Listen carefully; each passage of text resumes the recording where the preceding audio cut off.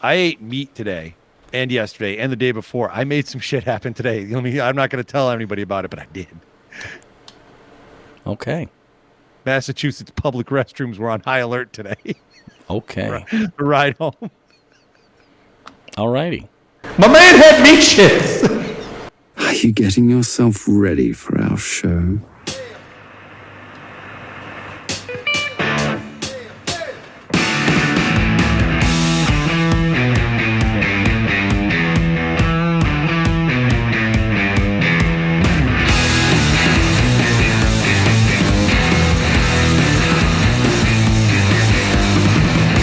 All right, everybody, Jigs and Bigs. This week, we got your fall fishing fix. We actually, without meat shits. We're going to leave that part out of it.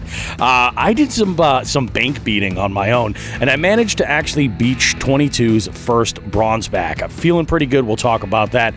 Sean had his annual fishing and camping trip. We got some news from our friends over at Three Bells Outfitters that you're definitely going to want to hear. Just a tip this week, we're talking about handling difficult outdoors situations and people.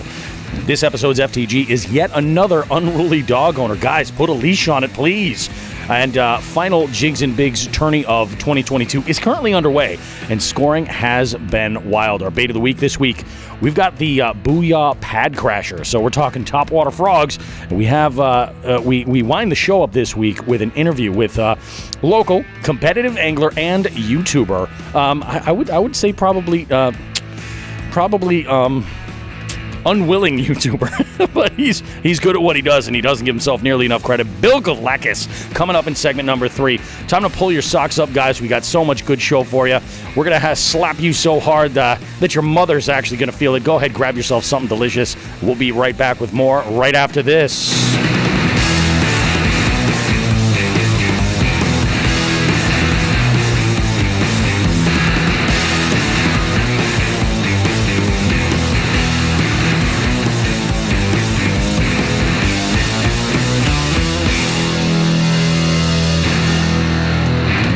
We have a packed house tonight for the Jigheads official live stream exclusive. It's happening.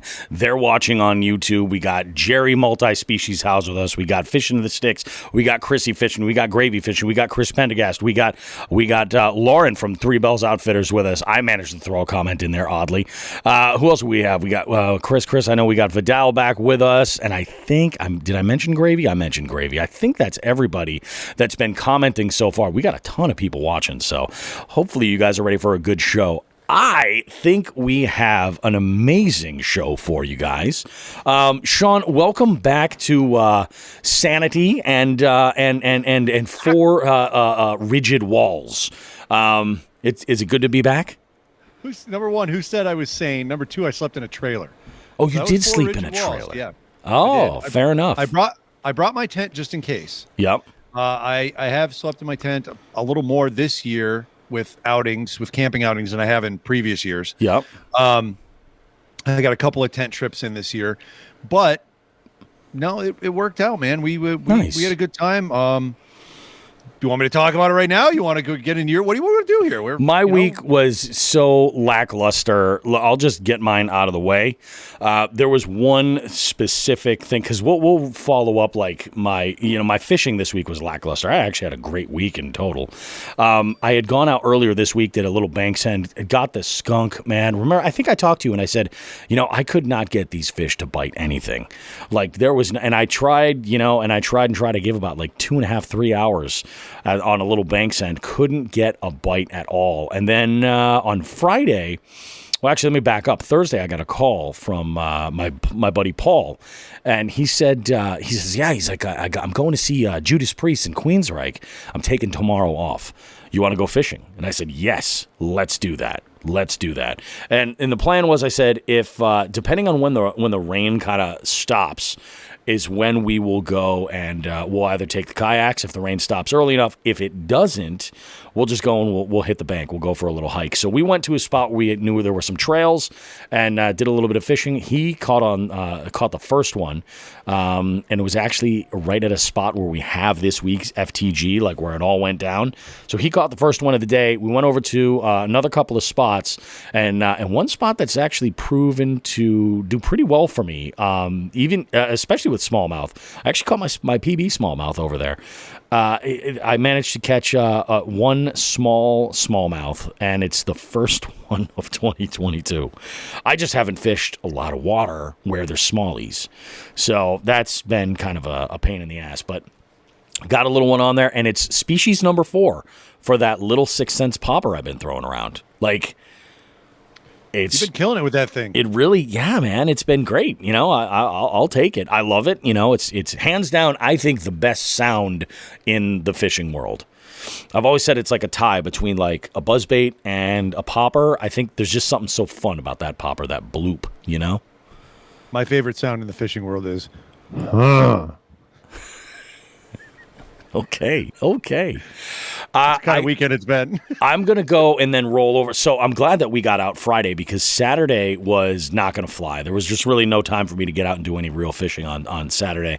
I had an event that was kind of like late afternoon or early afternoon, and had some setup and stuff I had to do for that. So I got all that together. It was a real good event. It was a birthday party, and we did a little game show, had a bunch of fun. These are trivia regulars for the most part. Good time. Had a blast. And then I wrapped up that evening coming home. And dude, locally, man, I was really surprised. You know, one thing we've talked about food a lot on this show, probably ad nauseum. And get ready, we're about to talk about some more. Oh my God!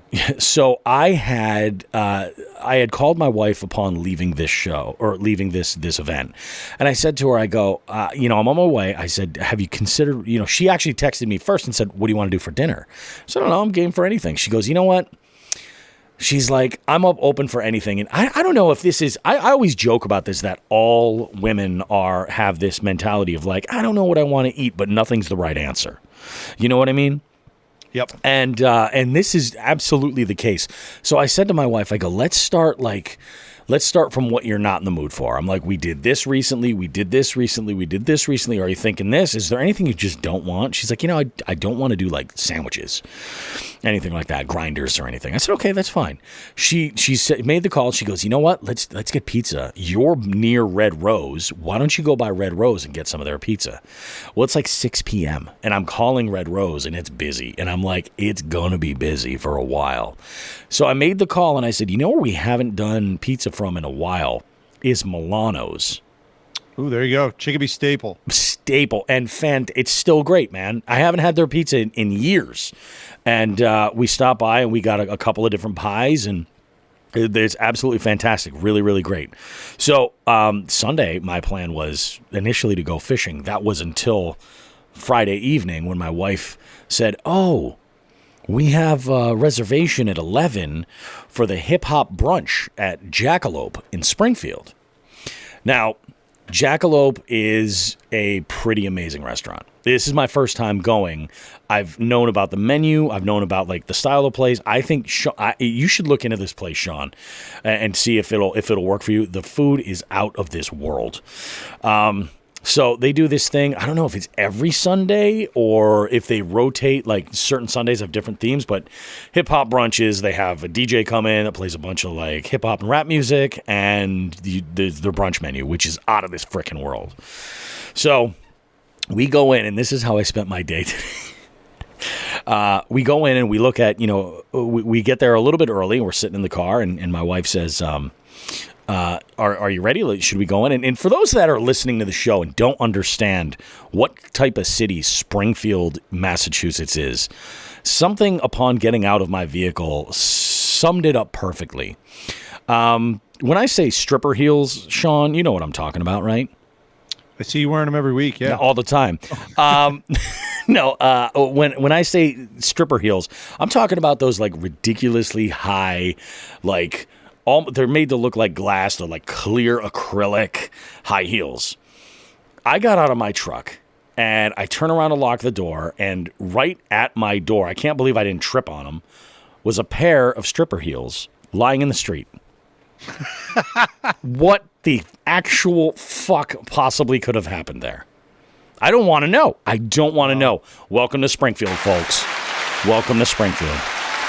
So Let's go a little bit further. We go in, we sit down, and my wife says, let's go grab a brunch drink. I said, okay, cool. So we're looking at, and the hip hop brunch, like some of the themes and appetizers are kind of themed. Like it was a Biggie Smalls Bloody Mary, stuff like that.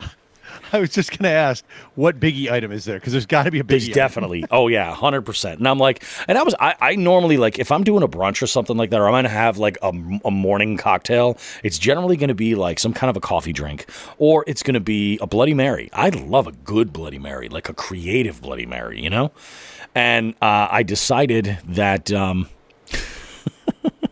I decided what I would do is instead go for, they have a deal where it's not like a bottomless mimosa, but it's a mimosa where basically it's like whatever the price was, and then there was an upcharge where you could go to a higher tier. I'll tell you what that higher tier was in a moment. And they bring you, per person that decides to do this at your table, they bring you a bottle of champagne on ice.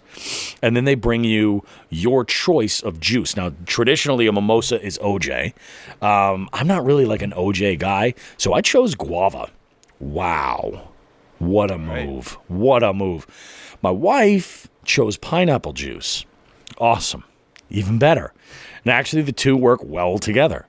We upgraded our champagne to Snoop Dogg Cali Gold. Now, I work in the events industry. I've had a lot of bad glasses of champagne at weddings and stuff like that. I mean, that's generally like what the industry puts out for those, like, that midnight champagne toast that you're getting. You're not getting good champagne there. This was really nice. It was like enjoyable. So much that your boy and his wife, we each put down an entire bottle of champagne, and then we also may have enjoyed some of Grampy's sleepy time medicine as well before getting there. So we were a mess. Like shortly after noon, we came home. Now let me tell you about the entrees. So we ordered. They had a bone marrow appetizer, right? Love bone marrow. Comes out with these funky, like, I want to call them like, I can't think of the name. Can you say Uber? No. There was no.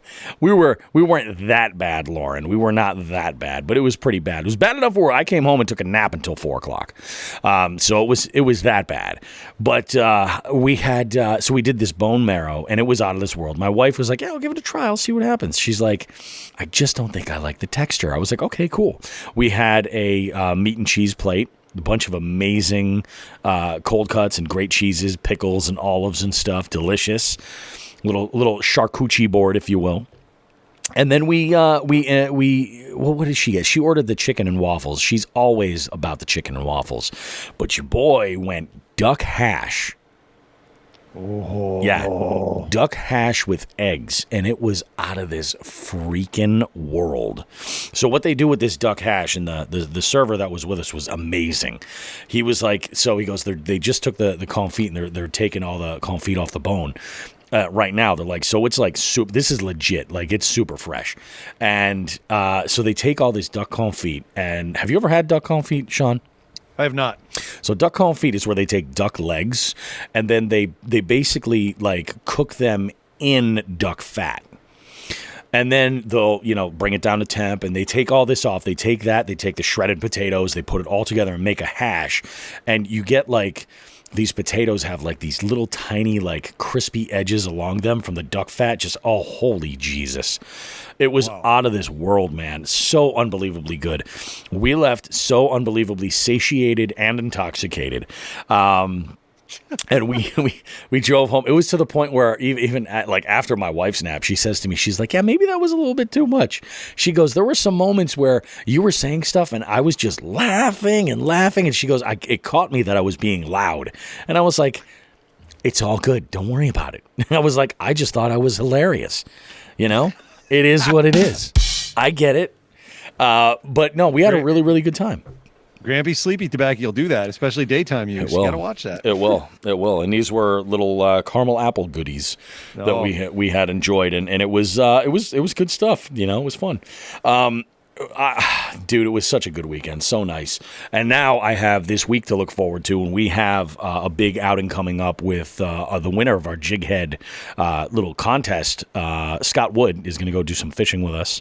And even more important, he too is going to fill his face like a true degenerate, like myself and yourself. Yeah. We went there. We stopped in. We had a preview. Yeah. Oh, you did go there. Let me tell you about my weekend. Okay. My whole week, I didn't fish. You and I, we tried to get together. Unfortunately, it didn't work out. And well, should we get into why it didn't work out, Bobby? I mean, you could. I don't know. I think we've talked about defecation enough. I think we had. Yeah. There were problems we were unable to surpass. Yeah. We'll leave it at that. So I had my annual camping trip. I still get together with a few buddies from high school. We still go out. We grab a campground out on the Cape. We hang out the weekend. We get a Friday night and Saturday night. Usually there's like a split crowd of who shows up Friday and who shows up Saturday because, people work. So this Friday, myself, Nelson, my military buddy Chris, my buddy Jay, and my buddy Stefan, we all headed out there. Now we usually crash in Stefan's camper for this trip. This is the first one Nelson's been able to make in like 4 years. Oh wow, I didn't realize that. Yeah, he's just he has some stuff going on in the fall, and this doesn't often roll this way. Yeah, that's true. So he was able to make it out, and we kind of planned on a fishing schedule for Saturday, with Nelson getting there late Friday. I wasn't pushing it. Now, when these trips first started, whenever we started doing it 12, 13, 14 years ago, however long it's been, I really was pushing my buddies that weren't hardcore fishermen. Like, let's get out. Let's go fishing. Come on. We got to go fishing twice. We got to fish for 9 hours a day. And I just kind of realized over the years, it's not for everybody. And everyone uses this as an opportunity to relax and see each other. We don't, we all live across, really across New England. And what's been really nice is two of my military buddies that moved up here, Phil and Chris, they're just get along with everybody people. Yeah. And they've kind of integrated themselves in with my high school buddies, so they know them, and it's good stuff. And then Nate has become a fixture at these too, because a few years ago, I think we told the story that I invited Nate to come out after fishing with him once or twice, and he was in a bit of a bind with some tournaments and drive times. The tournaments were on or around Cape Cod. Plymouth, I think, one, and Cape Cod the other, whatever was going on. I said, dude, that's what you said. We've got a campground. We've got room. Just bring your tent. Stay with us. Yeah. And he's like, really? I go, yeah. We fish in the same groups. It's all good. And Nate, we're writing chapters since then. It's good stuff. So we got out there Friday. We set up. Actually, let me tell you about a huge fail I made. This is good. Yeah, I used the trailer for this. So I really concentrated. Hold on a second. You go ahead and keep talking. Keep talking. Tell the story. I got something for you. Okay. I loaded up my boat with all my camping gear. At that point, I didn't know if I was going to go tent or trailer, and it turned out, like I said, I just got lazy and went trailer and slept on the couch. Is that Bill the Doctor? Mm-hmm. We haven't heard Bill in a while. That son of a bitch. And now, you know what? I'm not arguing. I deserve it. I load everything up. I should chronologically note this. I dropped my kids off at school. I picked Chris up at 8 o'clock in the morning. I said, dude, we're going to do this. Let's go. It's raining. So I said, we can take our time. We went and grabbed breakfast first. It was good. Loaded the boats up, loaded the camping gear up, got on the road. Man, we got to Worcester, and the trailer was shaking a little bit because of the way I put the boats in. Yeah, learning curve. Got out to adjust the boats, looked around to make sure everything was good. Fishing rods, not there. Did not bring the fishing rods. We were an hour away from my house. I had to turn around, drive the hour back, turn back around. So we left my house at 10 in the morning. I think we got there around 4 o'clock in the afternoon. After turning around, just a waste. So I misinterpreted that when you explained it to me. I thought you had figured out the missing rods while you were still in town. No, I didn't realize. Oh, dude, it's a good thing that you stopped to check on the boats, because if you would have gone all the way there, what would you do? Like, go back for the rods, or just go to Bass Pro or something and get a couple replacements? I might have tried someone on the Saturday crew, but by that point, it wouldn't have mattered because they would have got there in the afternoon, and there goes the fishing for that. I would have said fuck it, and I might have turned the partying up a notch. Yeah, exactly. Well, that was we got there late. That's rough. And yeah, there would have been some cough medicine all over the place, and some cough syrup.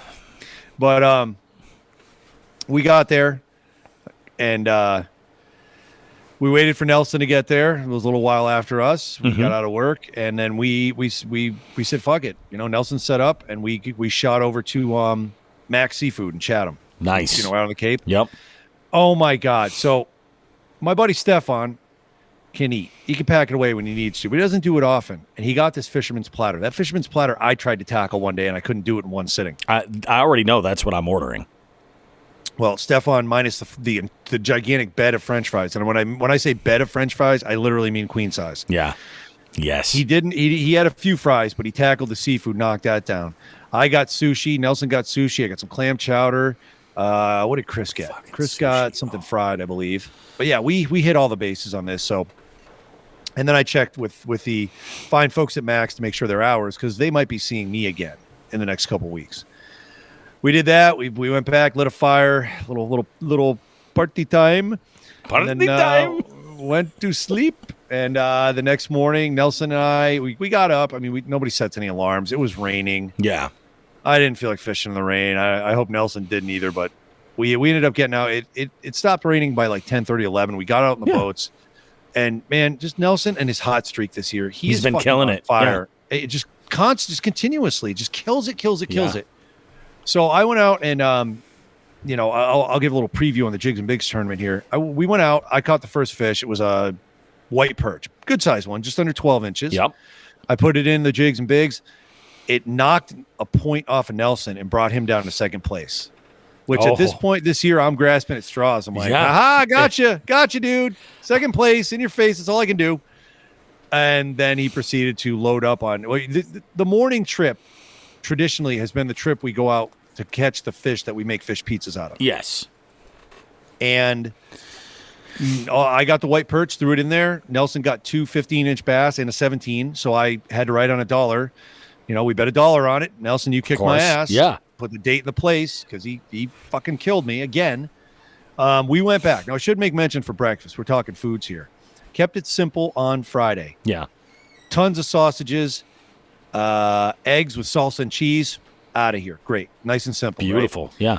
Lunch, fresh fish pizzas, plus Nelson had venison, plus Nelson had a jar of Sarah Pendergast spicy marinara. All right. So good. I laid that down. I fried up the venison, put that on top, and then just a layer of cheese. My God, that might have topped the fish pizzas. It was phenomenal.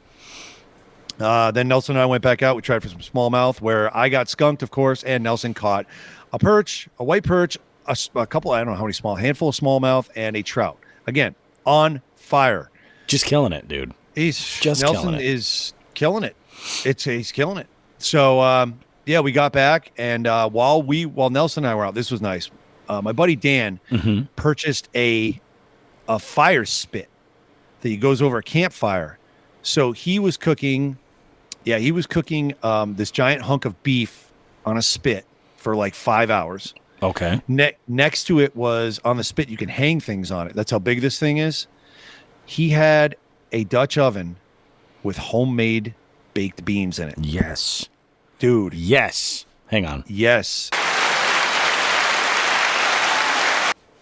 And meanwhile, Chris had chili.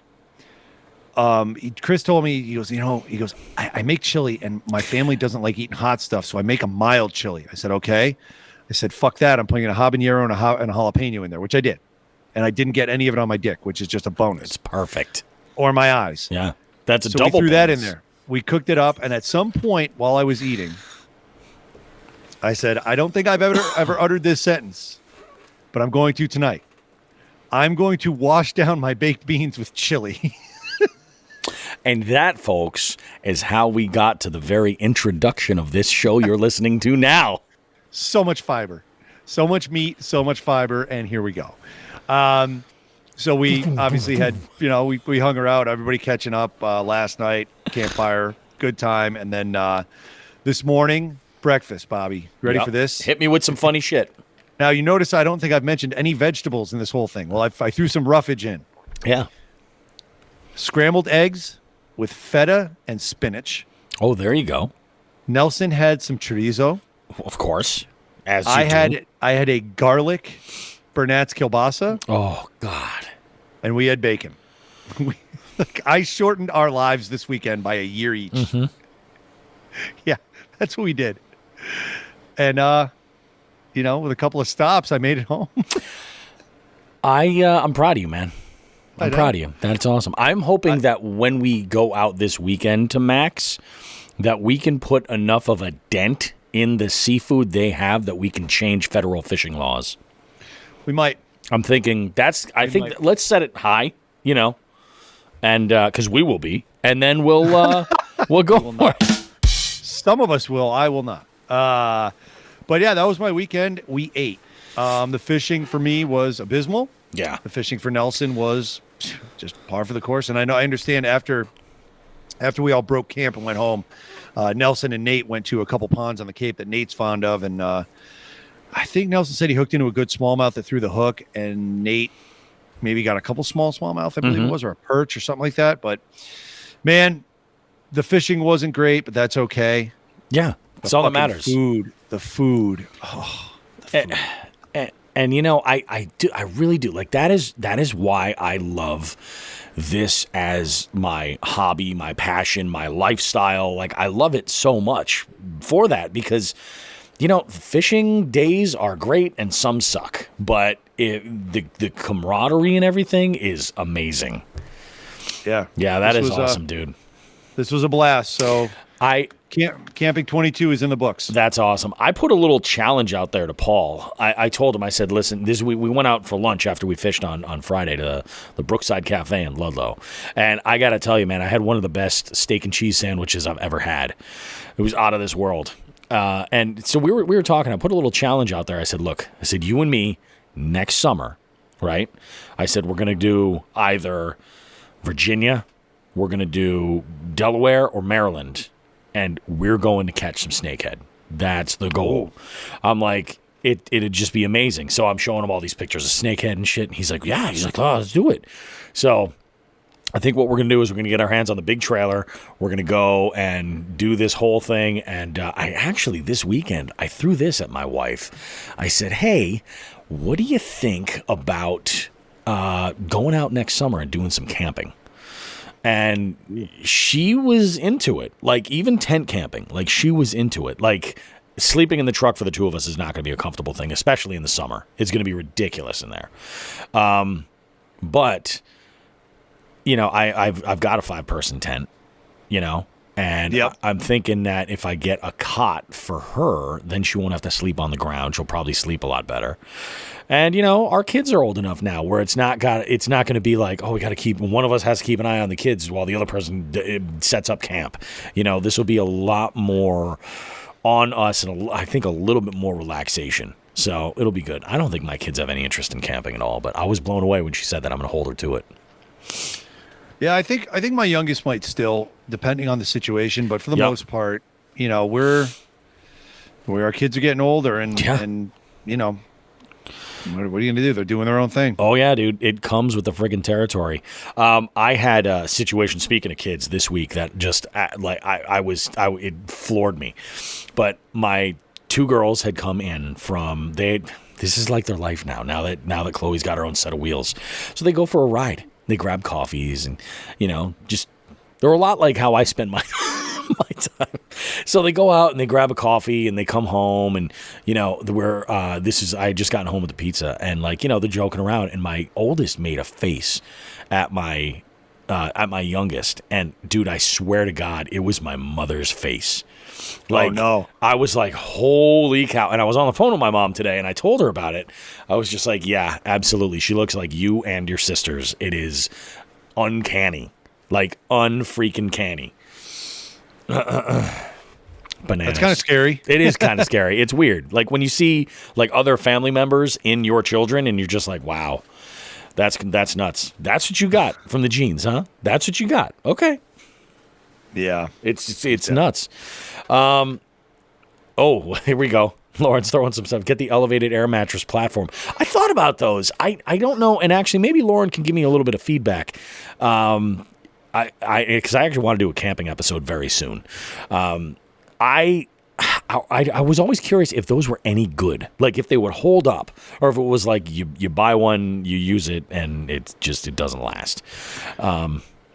We want to talk about during the camping episode, because I've got some feedback on that. I think we should. I think we should save that and do a little camping episode after things fully slow and the tournaments are out of the way and everything, and we've got the room.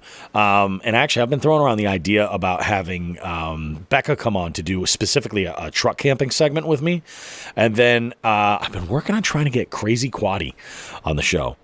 I think you'd like Crazy Quaddy. He's a cool dude. He's the guy I was telling you about that did a truck camping episode where he made a Frito pie in the back of his truck, and a listener had sent him all the ingredients and everything, and in there was Steve-O from Jackass. Yes, he has a line of hot sauces. They're going to say Steve-O was in there. No. And he liberally used this hot sauce, and it was crazy. Lauren says she's had hers for 10 years. That's good. All right, cool. Good. Yeah, it's something to keep in mind. I mean, I love my deep sleep stuff, and it's very, very flexible. I just don't. I've considered what if I found a queen size, cot, and those don't seem like they get the greatest of reviews either. It seems like it's not worth it. So something to keep in mind. What else do we have going on that we got to go over here? I think our weeks are pretty much done in the books. We have some something we'd like to talk about from Three Bells. We do have something big that we want to talk about. Yes. So this is an interesting time of year. Three Bells on their social media has posted that they've got a little bit of a situation. They have some stock that they got to move. And there are a couple of really interesting new things that you guys might want to know about. Basically, they're moving out all of the 2002 stuff in order to make room. You know the deal for 2003. All that stuff arrives in January. So, prices aren't going down necessarily. Let's talk about the specifics. Right about, generally, what they're offering right now is 25% off all inventory. With a couple of exceptions, like motors and fish finders.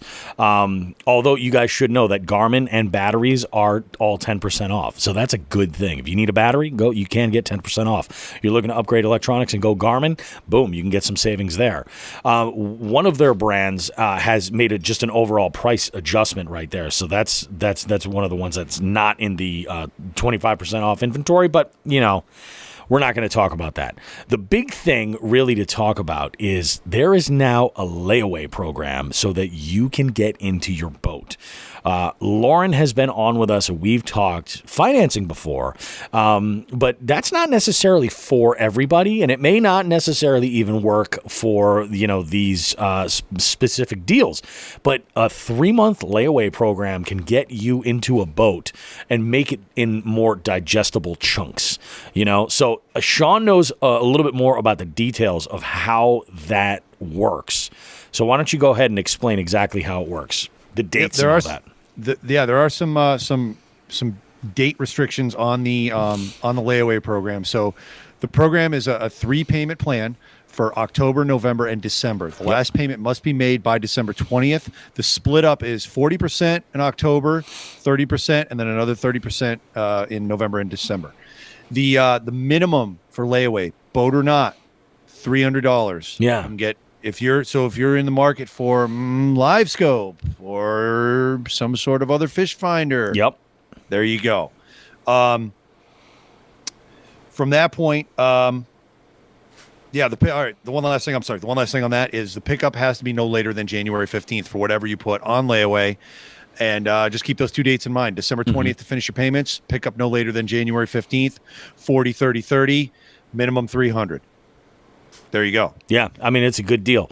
The one other thing you guys need to know is if you're thinking, well, like, what about payments? Do I have to drive down every single month and make a payment? You don't. They can take payments over the phone. So that makes your life a little bit easier. You can go down, take a look at the inventory, make your purchase, put your first payment down, and then 30 days later, bam, you give them a call, make another payment. 30 days later, bang, make another payment. You're into a new boat. But this isn't just about you. You know, this is a great opportunity. Maybe you're a tournament angler right now and you've got all the boat you need. Maybe you just had a killer season this year and you're like, I'm not in the market for another boat. You would be surprised having a backup boat or a boat to just have on hand, to have a friend, a family member, your spouse, and get out there on the water with you is an asset. You know, you have access to another boat. You can put them in something, and this is a great way to get them in something that's decent and saves them money. Great example on that. Yep. You're doing your thing. You're putzing around in your Hobie PA. Your wife says, that's fun. I'd like to join you. Maybe it's not the time, right? Or maybe it hasn't been the time to get a smaller kayak for her that's not, over the top fishing ready, but she wants something a little more towards the recreational end. Maybe it's time to get a Hobie passport. Hey, come out and take pictures. I'd love to have you be my photographer. Like, I actually would. My wife has a badass camera. Yeah. And I would actually love to get her on the water and taking pictures and stuff, but we're working on that. We'll get there. Me and my wife will get there. Yeah. Yeah. But for anybody who's looking for that right now, or that opportunity is available to you right now, there you go. That's now a great would be way the time to to strike. Yeah. It's an awesome time to do it. You have, kids. This is great too. Like, you're thinking if maybe you want to get a boat for one of your kids, this is a great time to start thinking about gifts and Christmas early. I mean, this is a great opportunity. You get your opportunity to save some money. We did have some info regarding some 2023 models, right, Sean?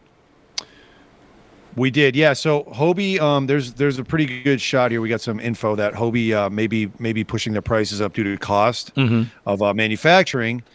Well, my understanding is there's not going to be a lot of changes in the Hobie lineup going forward from 2022 to 2023. So it makes a little more sense to buy a 2022 now than a 2023 with minimal prices or with minimal changes. You know what I mean? If it's close enough to the same model, but there's an X amount of dollar difference, why not buy it now? Yeah. My understanding is there was one color change. There's an added color to the lineup, so there won't be any hull changes, etc. They're going to be basically the same, the 22s and the 23s, with one big difference being the pricing. So if you're in the model again, or if you're in the market again for a Hobie, or you will be next year, this might be an opportune time to look at that PA, to look at that passport, to look at whatever your gunning desires. Yeah, exactly. Yep. One thing I do want to mention, Lauren and I talk about. Well, she's throwing a couple things in. Lauren, we made sure Lauren was in on this because while we are good at this, we are not perfect. Exactly. Lauren wanted to make sure, as far as the payment plans go, no later than December 5th on the middle one. That last one's got to be by December 25th, but you got some wiggle room on the middle one. So get that first payment in. The second one's got a little wiggle room. Get that down. Inflatables are also covered in this sale. So there's several inflatables. I think we talked about the inflatable Stairmaster that I was helping people demo last year. That's right. I forget the model, but I like to think of it as Stairmaster. That was a popular model. Everyone was all over that. There you go. There's your inflatable. This is a great way to just get into an inflatable too. If you're like, God, I'd love to kind of get into it. Like, having some savings moving into it is a great move. Yeah, and there's models out there now. Like some of the ones I've seen at 3 Bells, they can handle getting hit with a fish hook, and they're not going to explode on you. They're not like a balloon. So the durability is finally there with these models. As far as 3 Bells and delivery, anything within their white glove service area, their white glove delivery area, will be obviously covered under that program. If you're outside the area, each sale is going to be handled on a case-by-case basis with shipping costs, okay? Shipping isn't free. We all know that. 3 Bells does a great job at covering this huge area around 3 Bells, but if you're beyond that, have a discussion and see where it'll go. You never know. Oh, the Eclipse is the model I was talking about with the Stairmaster. Yeah, I forgot the model number. I'm a piece of garbage. You son of a bitch. I know. I need punishment. I think that's all I have on that. Bobby, do you want to mention anything else? No, I think that about sums it up. So if you, I think the takeaway of all this is that right now, Three Bells Outfitters has an amazing opportunity for you to get into some new and upgraded gear if you're interested in it. They got a lot of 2022 inventory that they're looking to move, and this is a good time to go for it. I know some of our jig heads have even taken a leap on this to get involved. So that's awesome. I love it when people get new boats. I love it. Yeah. You know? And the real big thing with Three Bells, all right, is that the boat you're buying, you're not just going to go down there and they're not going to hawk a boat to get rid of it. They're going to find out what fits for you. So if you are able to test it, obviously waters are getting a little colder. I mean, we were towing the line with the rule of 120 this weekend. Oh, I bet you were. Yeah. Try to get down there. It is by the coast, so it is still a little warmer. Try to get down there, try it out. If you have a wetsuit, try it out. That's a real safe way. Try out a boat. Make sure you're getting the right model for you. But here's the thing. Three Bells will ensure that. And after the sale, they take care of you as a customer. There's no, you've bought a boat and out the door, see you later. Yep. If you have an issue, if you want to do something with a kayak, if you want to modify it for fishing or do something else, call them. They care. Yeah. That you can't say that about anybody, about a lot of the other places that other sell shops. kayaks. Yep. They give a shit. They're probably sick of hearing from me. So, I'm sure. Yeah, Lauren, great example. I've been on the phone, she says, until 10:30 at night with people to get them in the right boat. She's not on the clock. Yeah, exactly. Right? She's helping people out because she cares about this business and she cares about people being happy in the craft that they've paid a lot of good money for. Yeah. Which now 25% off a lot of good money. It's awesome. Now that was whoring. That is whoring right there. Yes. Yeah. You know, and when you think about it, like if you're looking at, you're buying a boat and you're looking at, I'm looking at, buying let's just use $1,000, a nice round number. I don't have $1,000 right now to, throw into a boat. This sale right now is saving you $250. Plus, you have the ability to break that down now into more digestible chunks over that 3-month period. It's a good way to get into this. If you're looking to get off the bank, this is your move. Yep. So all we can say is call, contact, go on the website, get in touch with Three Bells if this is your time to get a kayak, and just get it through the right people, and you won't regret it. Oh yeah, absolutely. We're speaking from experience on this. I would say that really, this is. Let's sound the alarm. Get down there and get yourself a new kayak or accessory for your existing kayak from Three Bells Outfitters. Trust me, you're not going to want to miss it. And watch out for giant fire-breathing lizards. That's that warning. That's true. It's definitely true. Fire-breathing lizards bad. Three Bells good. Three Bells good. Yes, there we go. See, we're so good at this. We're so good at this. Why are we not marketing everything for everyone? I know, really. We're just amazing. Let's go ahead. We will take a quick break, guys. Regroup. When we get back in here, we got a lot of stuff to talk about. Just the tip. We have this week's bait of the week. We're going to be talking about, this is a popular one too. Not just any topwater frog, but we're talking about the BOOYAH Pad Crasher. This is, for a lot of people, this is the one. And we'll talk about it and why and what we like about it. So we'll go ahead and get to it, guys. Lauren just chimed in here too with some more Three Bells stuff. They've got the new tan and green Yak Attack on stock too. Did you see that stuff? I just saw it pop up online the other day. I don't know where I saw it. I haven't seen it, but I think that's awesome. It is snazzy, sir. Yeah, very, very snazzy. All right, guys, we will see you in about 2 minutes. Don't go too far. Much more Jigs and Bigs goodness coming up right after this. Jigs and Bigs wants to take a moment to say thank you to our partners for helping us continue to push the limits of our fishing adventures and bring you amazing long-form content. We want to thank Old Glory Outdoors in East Brookfield, Massachusetts. Old Glory has an amazing selection of fishing tackle, including 6th Sense, Guggen Baits, X-Zone Lures, Shimano, Daiwa, Luz, 13 Fishing, Arc Rods, and many more. Use promo code JIGS and Bigs at oldgloryoutdoors.com and in-store to save yourself some money and support the show. For all your premium kayak needs, we partner with Three Bells Outfitters, located along Smith Cove in Niantic, Connecticut. Three Bells is your go-to location for kayaks and accessories from Hobie, Native, Bonafide, Jackson, Yak Attack, Naqua, Boondocks, Burley Pro, and many more. Financing options are available to upgrade you and your kayak fishing experience. White glove delivery service is also available. Visit threebellsoutfitters.com for more info, and don't forget to tell them that Jigs and Bigs sent you. When it comes to high-quality polarized sunglasses, we've partnered with Torres. They provide stylish sunglasses in a variety of frames that are light and fit comfortably on your face. The polarization cuts glare and allows you to see the whole picture, helping you identify what's below the water's surface. They have a 60-day risk-free trial, lifetime warranty, and free shipping. Plus, you can save yourself 10% with the code JIGSandBIGS10 at checkout. Visit Torres.com to check out their selection. That's www.torege.com. Again, we cannot thank our partners enough for their support. Please consider supporting them and supporting the show in the same process. Thanks.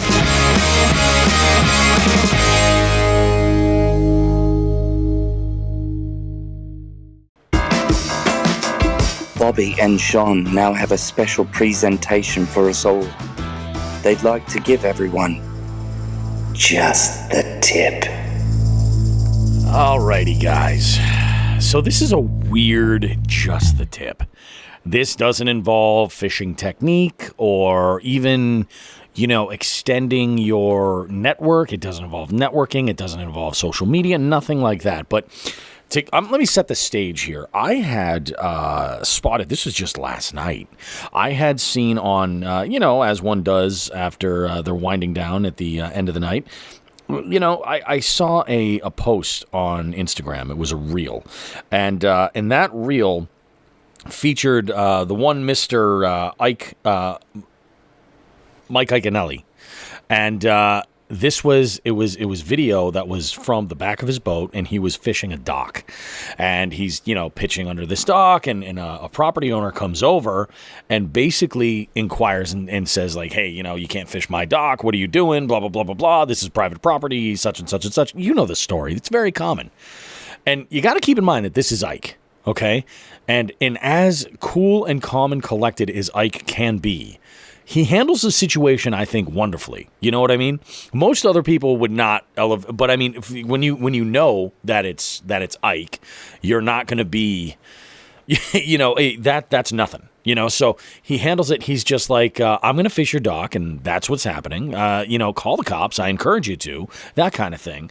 He throws a couple other digs in there, and I was just, this, for some reason, it just hit me just right. I was like, man, good for him. And that is the way to do it. So I put a post together, and I put my own, when I reshare a post on social media, I like to put my own little 2 cents on there, and then obviously post the original poster's info.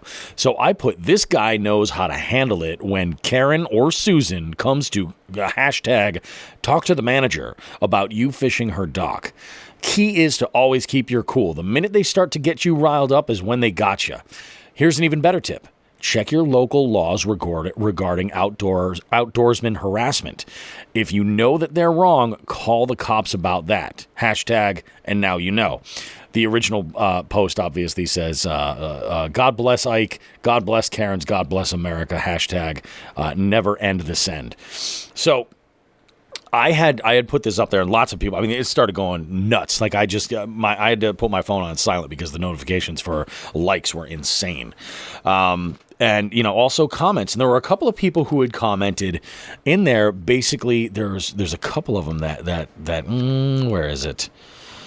There's one guy specifically, and I had to screenshot this, and he posted, his comment was, this quote-unquote guy is literally Mike Iaconelli. Should probably at least give credit where it's due. Dude's a legend.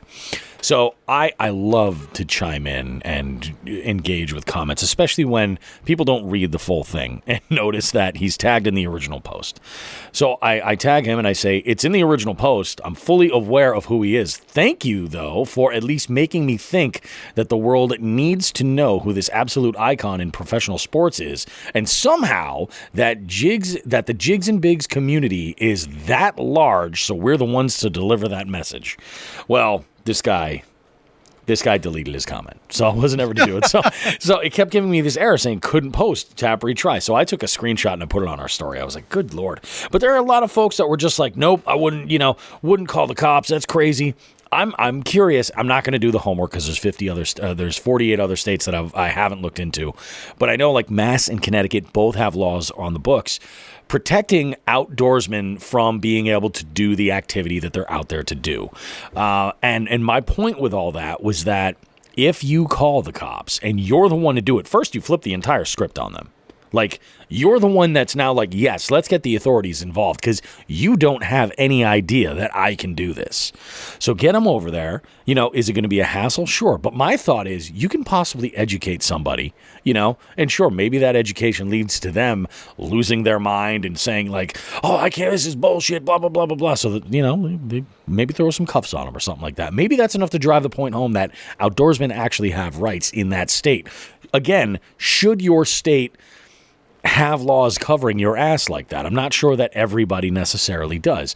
If you guys want to comment, if you're not in, I know Mass and Connecticut have that, I said that, but if you're in another state or you've lived in another state and you know that there are laws on the books that will protect outdoors activities, go ahead and leave that in the comments. I'd love to get some feedback from that. But the tip is, at all costs, you keep a cool head.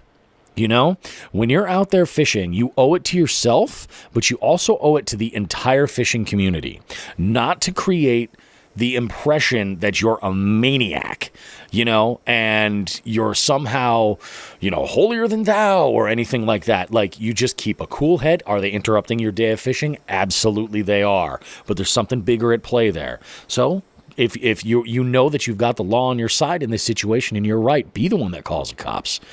Go ahead and do it. There's a lot of people that get hung up on the whole, oh, you're just fishing, just keep doing what you're doing, they can't do anything to you. I'm like, I get that. I really do. Just ignore them and whatever. But people are insane. Have you seen that video? I just talked about it with Paul while we were out on Friday. You remember seeing that video where these two kids are in a small boat, they're fishing this dock, and this woman jumps in the water? Yes, in their direction. Insane. You know what I mean? So we've actually covered this before a little bit in a different way. I think it was more me bitching about stuff. Yeah, exactly. So it really takes both sides to know the law.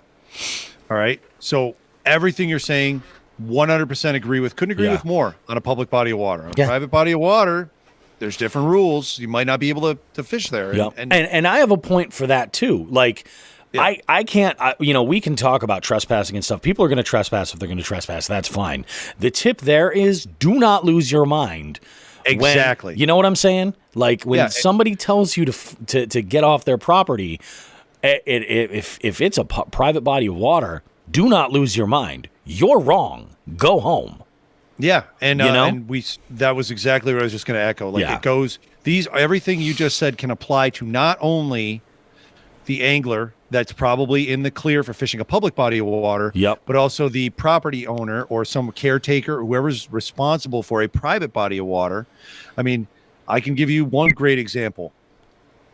There was a gentleman who was fishing on the lake, did not have permission that I know of. When I asked who allowed him to go on the lake, he pointed at that house and said, that girl over there. Okay, you know what? That doesn't fly with me. I said, look, this is a private lake. You got to get out of here. And this is the last time I talked to anybody about this. Like anybody.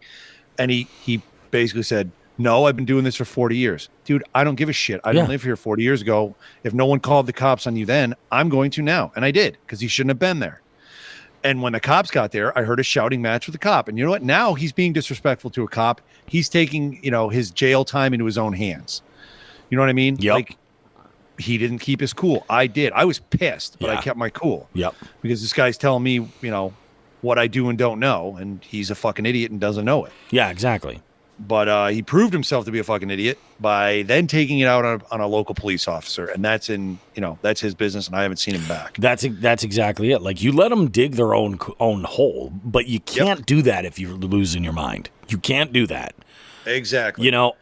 Fish in the Six chimes in. He says he's talking about Ike here, originally told her that he'd leave, and then he moved to the next dock, and she came over to that dock and gave him a hard time there. And that's kind of when I had heard about this from somebody else in the comics. Actually, it might have even been Fishing in the Sticks in the comments that put that little nugget in there.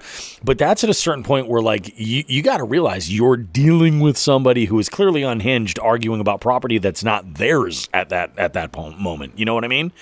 Like, they don't have a leg to stand on. So that's even just more of a, call the cops, please. Call them, And lots of times, if you do that and you have them call the cops, then what's going to end up happening is they're probably going to try to squelch it right there. But if you're the outdoorsman and you call and say, hey, this is what's going on, could you send somebody over here? Then they know that there's something going on. You know what I mean? That's like, hey, you can't do this. Like, what's up? And there's obviously somebody needs to intervene. He also... Lauren, go ahead. I'm sorry. He also chimes in and he goes that there are laws in Michigan against harassment, which I think that should just be a general, like, across the board everywhere. But you never know. At some states, they just might overlook it. Yep. Lauren put in an interesting comment here about the public versus private. Yep. So she notes public versus private. Why should this be hard to comprehend, right? I'll tell you why it's hard to comprehend, Lauren. Because you can fish moving water, all right? If you have a private body of water that has water going through it, you can get, as long as you can get access to it, you can fish it. And that's where the problem comes in, because people, the first thing everyone says when you start arguing with them or telling them to leave is you can't own water. And they're absolutely right, especially not moving the water. But the problem is if there's no access to it, people think they can now get access. They are given access to this moving water that nobody owns. That's the issue. Yeah. So I've seen it. I mean, I've seen people walk through yards. Yeah. It's crazy. It's really about the access primarily. I mean, if there's no access, there's no access. I mean, there's nothing that you can do. And cutting through somebody's yard to fish, I mean, there are bodies of water that I would love to fish. And I'm like, I'm not sure if this little dirt road is a public road. So I'm just going to stay out of it until I can cross paths with somebody. And they're like, no, you can fish here. Absolutely. You can drop in right here. There's a little, a spot where you can access it over here. But people are weird, And it's just it's crazy. So I think, like, that for me, that's the tip. The tip is primarily that you just don't want to be the one losing your mind. It's not worth it. You're not gonna change anything. In fact, if anything, you're probably gonna head and I mean, let them know that that you're protected by the law for what you're doing, and that you're glad to call the cops and make that call, Maybe you make it a little bit easier for everybody else, and that information kind of comes along. Because, like, let's be honest, an angler tells you, hey, I've got rights as an outdoorsman, as somebody, enjoying as an outdoors enthusiast, all they have to go is, oh, he's making that up. That's not true. But you get a police officer there, an EPO, they'll let them know. Yeah. I mean, in our area, I just, like I said, people tend to lose their cool too much. And here's where, from the homeowner end or from the property owner end, if you confront somebody, they now know where you live and you don't know where they live. There's that too. So there could be, there's always that specter of retaliation. Yeah. And I have learned that. And I don't like feeling like, oh, this asshole knows where I live now. I don't know how far this guy's going to go to, think he's been offended by somebody telling him what the law is. I don't know what the next step is. So I just call the cops. Yeah. They know, like, if there's a real problem. Thankfully, things seem to have calmed down quite a bit. Yeah. And the cops have not needed to be called. I think some of the neighbors are tightening up they're realizing it's a problem. Some of their neighbors are not happy with an open door policy on a lake that's, body of water that's maintained through private funds, we're paying for it. Yeah, exactly. Yeah, but no, I completely agree with you, and I think it works for both sides of the street, Bobby. Definitely. Roll with it, man. Good tip this week. All right, guys, it's about that time. Fuck that guy. Fuck that guy. Fuck that guy. So this week's FTG is a little bit of an interesting one because it was kind of odd. Like I said early in segment one, my buddy Paul and I took a rare Friday morning to go and get out, hit the water and try and get on some fish. And we went to a spot that we both have a really good history with. In fact, I got my PB over there. Paul's got one of his PB. Actually, I got my PB largemouth and smallie over there. And this is just a great spot. But we go there, and there's hiking trails all around this one area. And you do have some folks that live nearby that utilize the trails, of course. I mean, shit, if I lived right near them, I would too, And we had, as we're fishing this one spot where you kind of have a intersection of different trails coming together, you get a lot of traffic that comes through here. People always coming through here. Lots of people like to walk their dogs. I get it. If my dogs like that level of activity, I would 100% bring them over there. But they're Boston Terriers, and they are lazy pieces of shit. But that's for me to talk about, that's my cross to bear. We had this one instance where, we're fishing this one spot. Everything's good. We're right near this one little intersection. And a woman comes over with a massive German Shepherd, an absolute beautiful beast of a dog. But she was not walking this dog. This dog was walking her. Absolutely running the show. And she had come over to our spot. Now, what made this really unique was that as this started, even before this happened, actually, I got a phone call from the one and only Sean the Fisherman. And we're having a conversation, and I tried to kind of mention, the FTG is actually happening right now, or something along those lines, without her picking up on it. And then I made sure to snap a picture so I could put a picture up on Instagram because I'm petty as fuck. So, I'm on the phone with Sean, and I didn't have an opportunity to say anything to her, but Paul's over there doing his thing, and I think he might have been retying actually. And he was, in his box, this dog comes over and is sniffing around my gear and his gear, and then he goes over to the water, and she's like, "Oh, he's just curious. It's no big deal." And Paul's like, "Oh, it's okay. He's fine. He's friendly, right?" "Oh, yeah, he's friendly." "Okay, cool." She's doing his thing. He takes a cast. Dog goes right into the water. Now, this is one of those situations where it's like, I get it. Physically, she might have not been able to take control of the situation. Like I said, the dog was walking her. I get that. But what the fuck? Why would you get so close to the water if that was the case? You know how bad I would have felt if this dog had gotten his snout around my popper? Yeah. You know what I mean? Come on. Don't put us in that situation. And this sort of goes along with that call that Joe had made a couple of weeks ago where he was fishing in an area and there was a Susan or a Karen or somebody who'd come over and was, giving him a hard time about fishing near the boat ramp when there was actually a dog park area of this. And then remember, he said that she was throwing the ball out toward their baits to basically, again, interfere with fishing. And I was just and while this was a small, very minor infraction, this is just one of those things where I'm you gotta be kidding me. Come on. Even for the sake of the dog. Dude, you and I are both dog owners. We are. And I does it feel like we're bagging? This is 3 out of 4 of the past FTGs have been. It's terrible. Shitty dog owners, and that's thank you for saying that, because it's not dogs, it's the dog owners.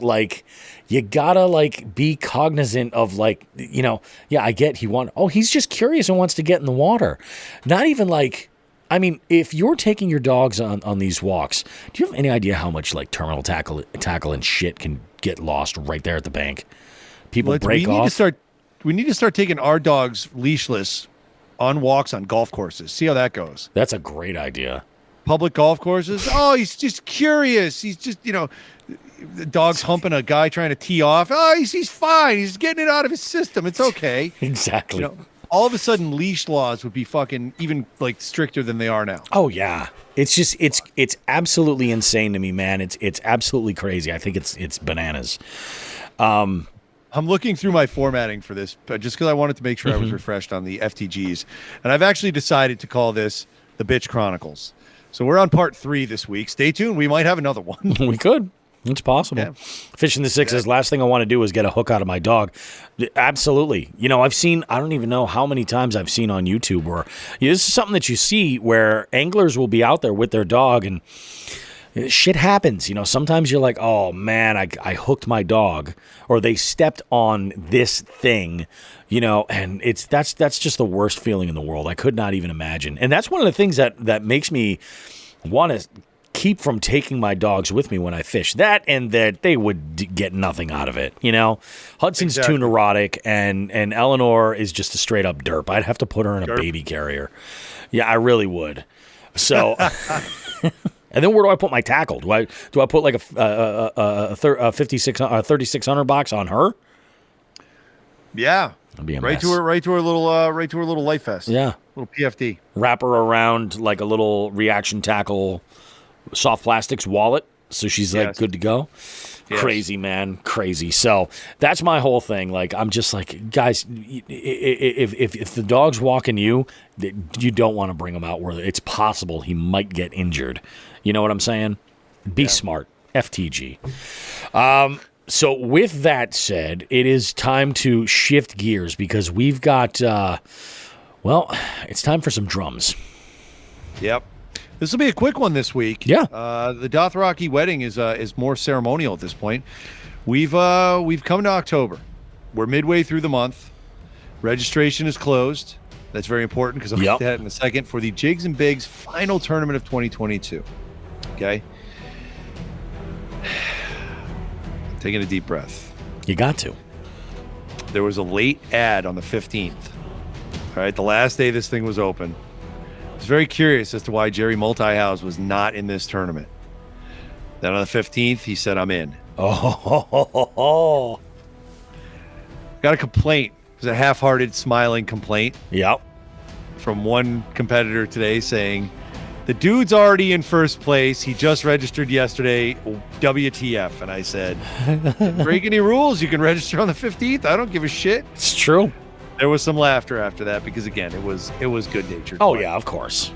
Yeah, Jerry House has fished 2 days and is in first place. So let me get to third and second first. So third place, another non-surprise, Nelson DaCosta. Like I said, he's on fire. He cleaned up. This has been his year, man. It's so good to see Nelson kicking ass.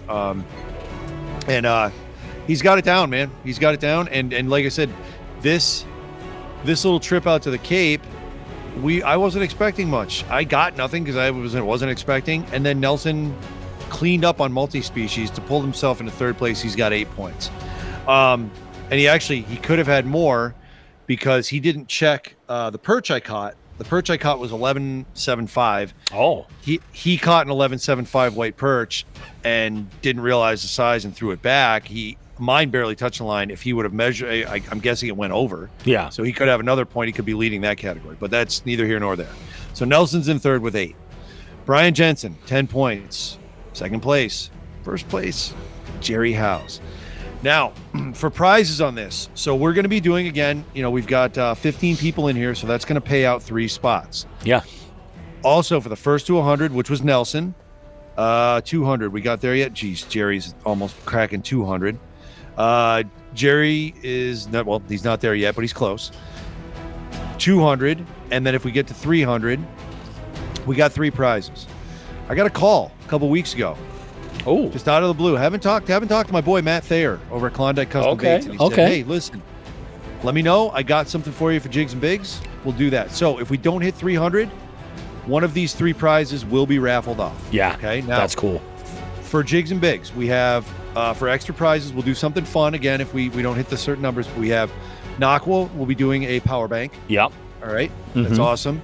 Wranglin Baits will be doing a Wranglin Baits gift pack. I think it's 3 or 5 lures, one of the 2. Yep. Sarah Pendergrass will be mailing out one of her rod holders, her rod sleeves. And Matt Thayer from Klondike Custom Baits. A little little brain dead from yesterday. It comes with the territory, dude. Yeah, so we got 4 prizes. One of them's already claimed. You know what? Maybe we'll just kind of fool around. I'll see what Nelson wants because he got the first 200. If Jerry or whoever gets 200, I'll find out what he wants, and the remaining 2 prizes we'll raffle them off. Yeah, I think that's a great idea. Figure out something fun. Yeah, you know? I got a great little program too for those types of raffles with names. Yeah, perfect. We can do. What we got for entries? Nobody put in a bowfin.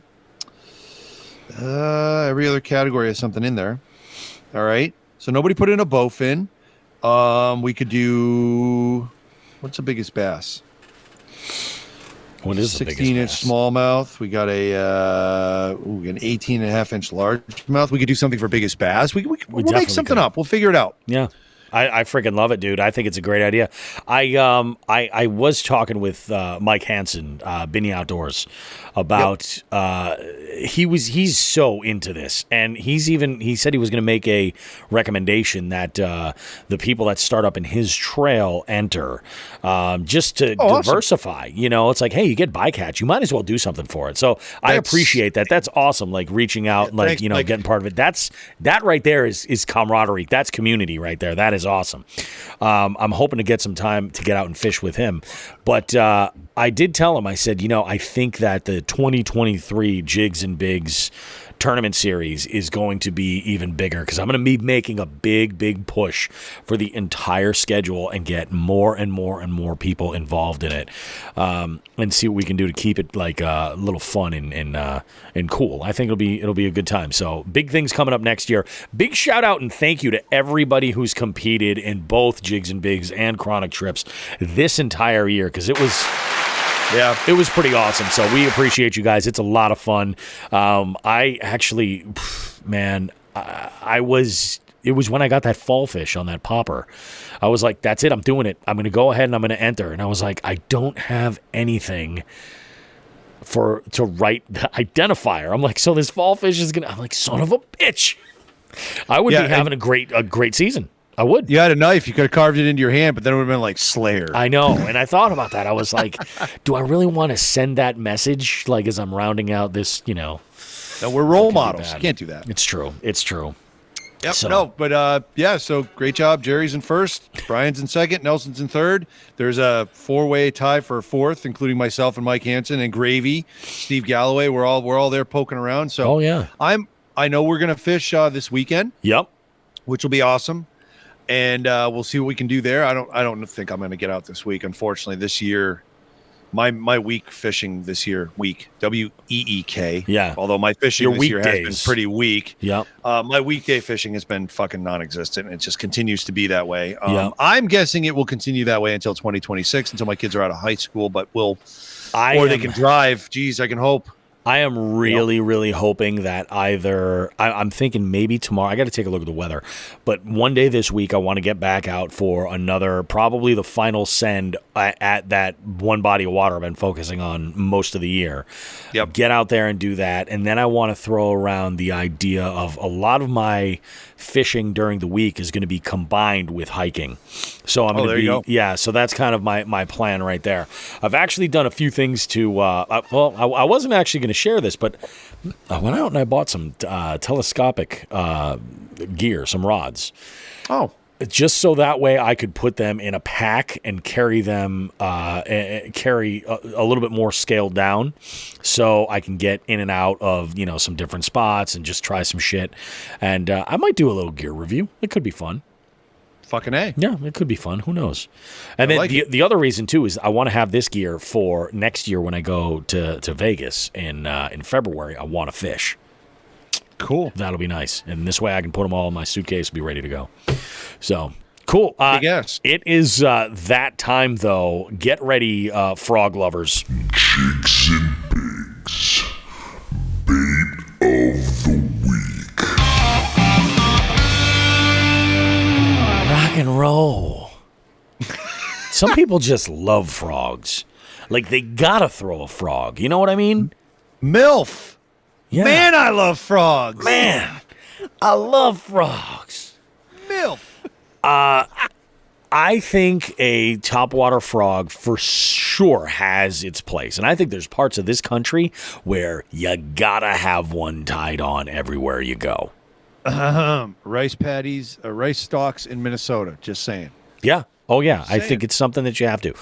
And if you've spent any time at all researching frogs, on especially like if you're looking like, Tactical Bass, and they've mentioned this, Debo's mentioned this, the BOOYAH Pad Crasher, I think, is kind of like the industry standard. It is, in the world of audio, the Shure SM58 is like the microphone industry standard for a dynamic mic. That's what the BOOYAH Pad Crasher is in fishing for topwater frogs. It just is. Now, I love them. I have kind of a theory about them. I have one that I have caught significantly more fish with than any other frog that I own. And I've got tons of frogs. Well, I say tons of frogs. I know people who literally have tons of frogs. I have a good amount of frogs, considering that I don't throw them all the time. I love them because I feel like out of the package, they're one of the best frogs you can throw. I feel like it's just the right amount of, some people try to soften their frogs by boiling them. Yep. I feel like the BOOYAH Pad Crasher doesn't need that at all. It's ready to go. I couldn't agree with you more. When did you start using them? Give me some history on some BOOYAH Pad Crashers for you. So the BOOYAH Pad Crasher for me, I started throwing in, I think it was like 2015. Okay. And it was one where, and remember, in 2015, I was throwing it on the wrong gear, and I was also not making any connections. And then it was the summer of 2020 when I started frog fishing. So no, was it 2015? It was later than that. It was way later than that. It must have been 2016 or 2017. So I had thrown around a Pad Crasher and was just, throwing it on the wrong gear, had a bunch of blow-ups on it, could not make any kind of connection with it. And then summer of 2020 is when I really kind of got it a little bit more dialed in. The technique, it walks great. It's got very little modification needed. Usually when I use them, I trim down the legs a little bit. I like to do them offset. And, that's just me. And it's just out of this world. I think every fish I caught that summer of 2020 was on a Pad Crasher. And I've thrown the Vega frog. I've thrown the Guggen frog. I've got a couple other, I think a couple river to sea, like poppin' frogs as well, that I've just never connected with any fish. But for whatever reason, and maybe it is the material is just supple enough. I think it's pretty awesome. What about you? Because you've started using these much longer. Wow. Right? I think I started using them in somewhere between 2009 and 2012. Yeah. I started using them in Minnesota, and I've obviously brought it home, and that was a lure that worked everywhere. And then I started with the original Pad Crasher in a couple different colors. Like the Minnesota fish don't seem to be too picky about the colors. So they'll hit everything from a cricket frog to the Kiru frog to the albino frog to the aqua frog. And then I've kind of narrowed down some of my colors for out here. But I mean, I keep a box of them in Minnesota, and they're all I use. Yep. Then something happened. BOOYAH decided to up their game and make that poppin' Pad Crasher. Oh, yeah. Yep. I will say this. I'm going to, on a variation of the Pad Crasher, I'm not as much of a fan as that paddle foot. That paddle foot one, they make it both in the junior size and the full size. It's a close sort of. They're designing it after almost like the Teckle sprinkler frog, right? Yeah, I don't think. I think it's a gear issue. Maybe I just bought one of the first runs, and I was looking at that like it was going to be a game changer, and it might have been the couple that I bought. They're using a different kind of like swivel with that, but it never really spun right and never really made the wake I was looking for at all. As a matter of fact, most of the time it just kind of dragged. Yeah. But that being said, the Poppin' Pad Crasher and the original Pad Crasher are two staples that I keep in a couple different colors with me at all times. They are personally my favorite hollow body frog, without a doubt. They are durable. I mean, they take an absolute pounding, including the pike in Minnesota. I've had those things completely slashed wide open, and for some reason, they'll still float for a little while. I mean, if they got a slash on top, they're eventually gonna sink. But they do a great job of holding together. I actually don't walk them as much. I prefer chugging them, even the originals. Oh, really? Okay. Yeah, I don't. I was actually going to ask you about that. Like, are you one of these where you gotta throw them and walk them all the time? I never walk frogs.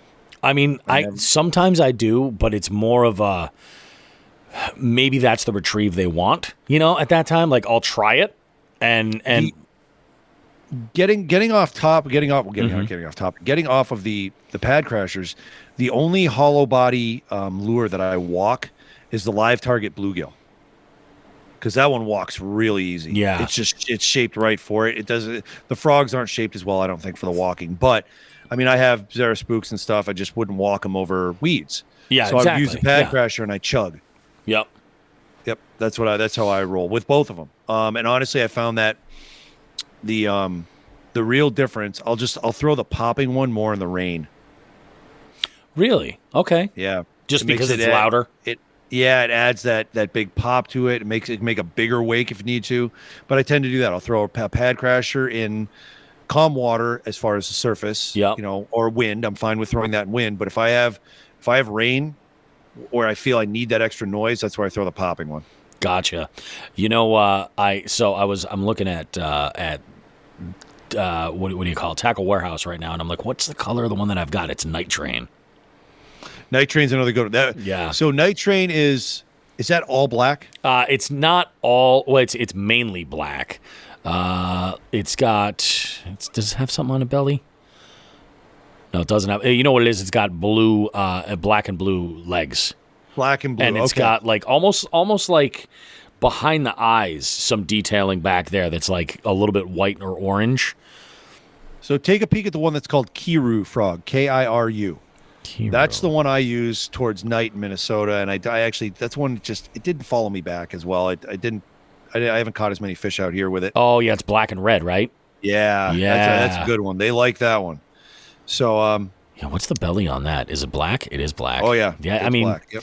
Dude, you just cannot go wrong. No, I love these frogs. This is the only hollow body frog I use. Yep. If you haven't tried one and you're in the market to figure out what frog's good for you, highly recommend get this one. Although I will just disclaimer, I have not tried one of those paddle tail ones in many years because it might have been the first two I got. Yeah. Or it might have been a line. I don't know, but I don't use that paddle tail one anymore. So I have 3 of those. Yep. 3 of the paddle tail ones. They are called the BOOYAH Toad Runner.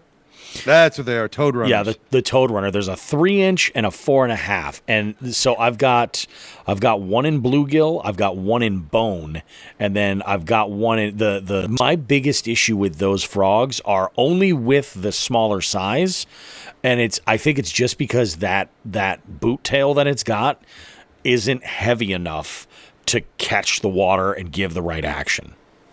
Gotcha. That's what I think. Using the full-size one is pretty damn good. Like, I have thrown that, because, I love throwing a buzzbait. I do. I love throwing a buzzbait. I kind of like lots of, horny toads and shit like that, all kinds of shit.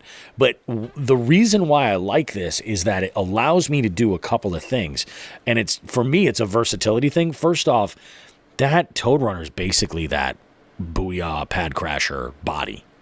Yep. It really is. So like the softness, the hooks, everything about it is awesome. It's got legs, but the thing is that foot, what I like about it is you can throw that sucker and you can walk that. You can use it the same way you would with a pad crasher, but you can also just straight retrieve it, buzz it and pause it. So it gives like a lot of really great options. It's just, from my money, the larger one seems to have a better action. The smaller one seems like that boot tail is just not heavy enough to really churn the water the way that it should. Okay. Yeah, fair enough. Yeah. But yeah, as far as, sounds like the regular size, what was the name of it again? The toad runner, the regular size toad runner. Yep. And the pad crasher and the pop and pad crasher. Give it a try, folks. They are right out of the box. It's great. Yeah. And they're cheap. Yeah, I go. It's one of those lures that's inexpensive and worth every penny. Yep. So it's probably worth a little bit more for the performance you really get out of them. Like, how do you feel about how they fill up with water? I just squeeze it out. I mean, do you feel like it collects more water than other models or anything like that, or because I feel like it stands up against almost any other frog that's out there. I mean, I don't know. Like again, I've had them float with after they've been massacred by pike. Yeah, absolutely ripped to shreds, and I mean they'll eventually sink if they've been torn up that badly. But no, I mean I don't see any issues with them. Yeah. And also here's a little trick, old school trick. Yep. If you get a frog that's tore up and it's really bad shape, you can put in there to keep it afloat. Cut up floating rubber worms. Oh, really? Okay. Stuff them. You got to stuff them in there. You got to be careful. So you'd have to pull the body out, and you'd have to slice those things up a little bit. But you can go ahead and do that. Anything else, Bobby, on that? I mean, I pretty much covered. I think they're great. Yeah, I don't think you can go wrong. I think it's a good move. That about does it for me. I think that's a great frog. That's the type of frog where I would recommend if somebody's going to go out and buy like a variety of colors. They're looking for a white one, a black one, a natural one, and maybe like a bluegill presentation or something like that. Make them those. You'll save a little bit of money. Yeah, exactly. You're not going to invest a ton out of it, and go for it. I think they're definitely worth it. But don't sleep on that Kiru frog, folks. Don't sleep on it especially you night anglers. Get out there. Yeah, 100%. Get on the night train. All right, let's go ahead and wrap this segment here. We've got segment 3. Bill Galekas is coming up, and we have an amazing conversation. Like, this is really, really great. I have had the opportunity to fish with Bill. I know Sean's fished with Bill a number of times. We need to make that happen even more regularly because he is fantastic, and this interview shows exactly how great he is. So, we'll see you guys on the other end of this break. Don't go too far.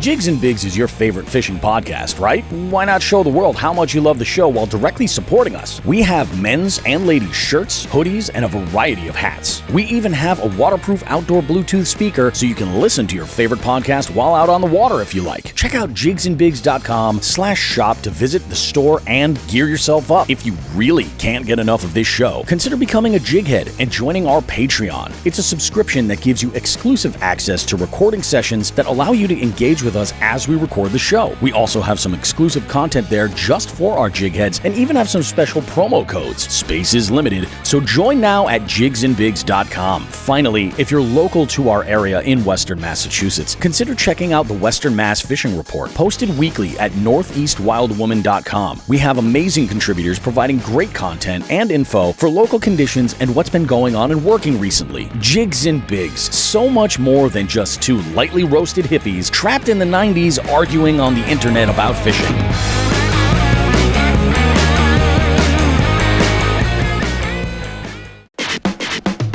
Alrighty, guys, Bobby Roast Beef here, Jigs and Bigs. We got another interview. This is how you know that it's fall and it's in full effect, and the fishing has slowed for some folks because we got guests all over the place, and I am delighted. It's my favorite thing ever.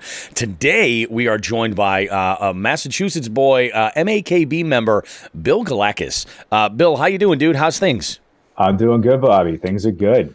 Thanks for having me on. Looking forward to this. Now, you're like, you're a long-term, like you go a ways back listening to this show and engaging with us. I can remember getting messages from you like early, like when we started in 2020, like almost right away. Yeah. I want to say maybe even on like some of the Facebook groups or way back then. So, I mean, I think that's awesome. The fact that we can retain people for that long, it's just a shitload. But to start off every interview, I'm a sucker for an origin story. Like we were talking about geek shit with, Sean and stuff and that coming up down the road. Myself, I love to look at different takes of origin stories and stuff like that. But I want to know your origin story in terms of how it comes to fishing. Like, how were you introduced to the sport? How did you kind of grow to love it? What was the path that we got today? Because you're making a bunch of really great content too. Like, how did we end up where we are on tournaments? So I live in and around Worcester, have been my entire life. Mm-hmm.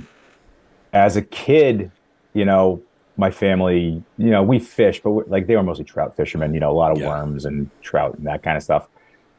So I'm an IT guy, and about 10 years ago, like I just needed something to do on the weekends that didn't involve a screen.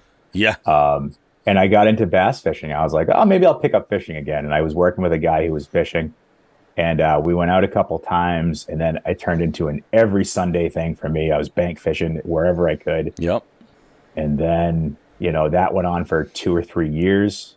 And after that, my wife got me a kayak for our anniversary one year. It's awesome. And you married a good one. yeah, it was all right. It wasn't that hard to fight, so that was good. And then I ended up getting out on the water, and that was the end of it. Yeah. At that point, I was like, oh, this is something I like. Yep. It's I really like I said, because I stare at a screen all day, and I have things beeping at me and binging at me, and the phone's ringing, and people are talking to me, and I get out there in that golden hour, and you see nothing but wildlife, and you hear loons doing their crazy call off in the background. And you see deer and muskrat and beavers. Me and beavers have a long and sordid history. I know. Same. Yeah, I'm with They you. do not like me. So then, I had entered a kayak tournament a couple of years in to kayak fishing, and I had no idea what I was doing. Like, I was so outclassed, both in just skill set and in just kind of knowledge and equipment. And that was okay. So I kind of got out of the tournament scene for a little bit. And then as I got better at fishing and was able to find fish and more consistently catch things, I was like, maybe I'll try this again. Yeah. And that's where we are today. Now I just finished up my rookie year with MAKB West, and that's I love it. I'm looking forward to next year. That's awesome, man. It is really, really awesome. It's crazy. You mentioned how, you worked in a tech sort of environment looking at screens and stuff. I never really even put two and two together. I did the same exact thing when I was, I started working there when I was 20, 19 maybe, when I started working in television. And I, within a year or two, started working as a master control operator, which literally meant I got paid to watch television. And it just got worse and worse and worse, to the point where I was in a facility where we ran stations from as far away as San Juan, Puerto Rico, and as far out west as Indianapolis. Oh my God. It was just ridiculous. And, all out of this one situation that just screens nonstop, alarms for everything, constantly dealing with this. And, there's something to be said about even getting out on the bank, and it's just, you get a break from all that, and it's like you really do appreciate it. So I'm totally not surprised it became an every Sunday thing. Now that you're off the water and you're in the kayak, how often do you go back to bank fishing? Never, if I have the choice. Really? Okay. If I will do it on occasion. I'll do it with my son, or if I've got an hour. Yeah, exactly. If I've got an hour, I'll hit a local pond and Sure. I'll flip a Senko or a small spinnerbait around for a couple of minutes. Yeah. But see, honestly, I'm kind of at the point where if I've got only an hour, I don't even go. Yeah. So yeah, exactly. You want to put at least 2 to 3 hours in, to make it worthwhile. No, I totally get it. It totally makes sense. I am one of those. I never lost that love for bank fishing. I still get the same amount of joy out of it that I always did. Although I'm not competitive at all. I'm not, for me, it's just another way to kind of go on an adventure, and do, so whether it's a new body of water or a new section of a spot that I've fished before that I'm in the boat in, then that's awesome. But for me, I never lost the love for bank fishing. I still love it. Just taking a day and, taking the night before and going on Google Maps and putting a bunch of pins in spots that I would love to hit. And I probably pick 12 and probably 6 of those are actually fishable, and I'll just go spot to spot to spot and figure it out. And then I get a routine and I just live for it. I think it's absolutely awesome. I hope I never lose that, if the day comes, and I keep saying the day's going to come, there's going to be a big boat for Bobby Roast Beef. I We're not getting any younger. That's what I'm saying. Aren't getting any lighter. That's what I'm saying. It's I already with my boat, I need a ramp. That boat is just too big to lug through the woods, and do anything like that. I gotta have a launch. Shit, I might as well have a motor. You know what I mean? And some space You know? to bring my wife where she can read a book. You know? Yeah, absolutely. Because that's not going to work on the Titan. So the bank fishing's funny because I actually used to, because I lived pretty close to the Wachusett Reservoir. Oh yeah, God, I love which the fish are the smallies. Oh my God. Yeah. But I mean, you got to hoof it in there. So I mean, even if you've got an hour there, it's not someplace you go to fish for an hour. No, definitely there's some spots you can. But what happened though is I used to make a point of going out to a couple of spots at the reservoir every year. Yeah. Typically about this time of year. And because it was great. But during the pandemic, so many people were outside. Oh, yeah. And there's a lot of rules at the reservoir. You know, There are. You're not supposed to be in the water. You're not supposed to be touching the water. You're not supposed to be riding a bike on the trails. You're not supposed to be having your dog at the reservoir. Yep. And all of this is happening. And I'm sitting there going, it drives you nuts. Oh, it makes me crazy. Yeah. And I'm just like, and I tried gently telling people things. Yeah. And, you know, I get told to kiss off. And I'm just like, all right, fine. You know, yeah. People swimming with their dogs in the reservoir. And I'm just, so I've stayed away from it for the last couple of years. I haven't seen anything that bad. I've only fished there a handful of times, probably 3 or 4 times. And usually it's always the same spot. I usually fish over, well, I'm not going to say where I normally go over there, but we can talk about that offline. Yeah, exactly. I have, I've had, you know, it's feast or famine for me when I go, but when it's feast, it is fantastic. Lake trout, small, big largemouth. Like when it's feast, it's great. It is. It is. Yeah. And I mean, a lot of that is based on spots. Yeah. And, you know, you got to be able to put in some miles on your feet too. For sure. You're willing to. Yeah. You know, that's a big part of it. And that's why I'm like, for me, I think, you know, something like that is great. And I could see where living nearby would actually kind of be a detriment because for me, I got to get in the car and drive almost over an hour to get there. When I get there, I'm like, this is great, but I'm not hanging out for an hour. I'm going to spend at least 3 to 4 hours there doing some fishing, and then I'll make the drive back home. And there's a formula that Sean kind of turned me on to. He goes, if I can't fish for at least as long as double the time that it takes me to get to a place, I'm not going. Yep. You know? So it's like to make it worth the drive, like I'm not going to go if I can't fish for at least double the time that I'm there. So if it's an hour away, if I can't put in at least 2 hours on the water, then forget it. I'm not going to do it. And I think that's smart, especially when you're like lugging around your boat and all your gear and stuff like that. That totally makes sense. Yeah. I mean, I have like the big boat, right? Yep. The big Slayer Max. Oh yeah. But I've also got a smaller, well, it's actually longer, but it's light. It's like Native Ultimate 14.5 that weighs like 60 pounds. Is that the red boat that you've got? Yeah. Yeah, that's a cool boat, man. Sean so is it's that an kayak like canoe hybrid thing. Yeah. And it's super light. And that's what I use for my quick hitters, like my 2 or 3 hour jobs. Yep. Because I can just throw it in the back of the truck, be loaded up in 10 minutes and go. Exactly. Makes life a whole lot easier. I've been toying around with the idea of getting my hands on an inflatable. And I mean, those are cool too. If there's an inflatable company that really wants to put your inflatable kayak to the test, put a big beefy boy in one of those suckers, and we'll see if we can sell you some units. That's a problem we share. It's finding the right boat, man. It's tricky, it really, really is. Let's talk about specific like bodies of water for you. There are some anglers out there that like they're all about current. They're like that's where they're most comfortable. Are you better in a river system? Do you like smaller ponds that you can break down the whole thing within like a day, or are you looking for more like larger bodies of water that maybe you take a section at a time and really dedicate a portion of like season after season to? I would say I'm definitely more of a pond guy. Yep. I like the place that you can kind of do the whole thing in a good day.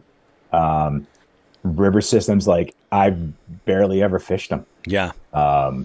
We had a couple of tournaments this year. We had one on the Connecticut River and we had one on the Chicopee River. In both cases, I kind of went to the most pond-y kind of places. Yeah, where it opens up the widest and kind of current slows down. Yeah, because I just it's out of my skill set. I'm completely ignorant of it. Yeah, I mean it's definitely a challenge. Like I've never fished the main river. No, that's not true.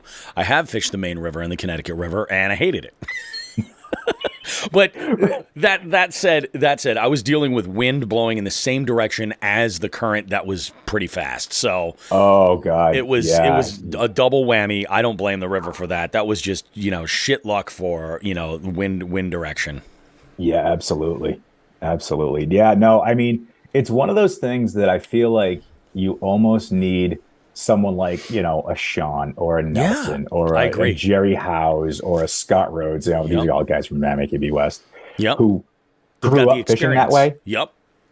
And like they just can be like, so just point things out to you, and help you out, because like I don't even know where to start.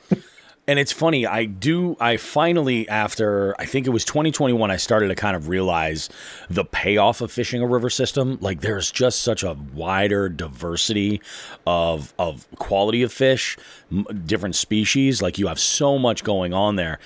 But there's for sure a learning curve, and then, it's like the first time I fished Champlain, I never really put any thought into just how massive that body of water is. And then you talk to guys that are like, yeah, I've been fishing up here for 15 years. This is the 1/4 of the lake I understand. The rest of it's like wide open to me, beyond me. Yeah. I can't like wrap my head around that. And even throwing like these little plastic boats in a body of water that size, I'm just like, man, that is just like, I can't even comprehend that. Like, where do you even begin, for what you can cover?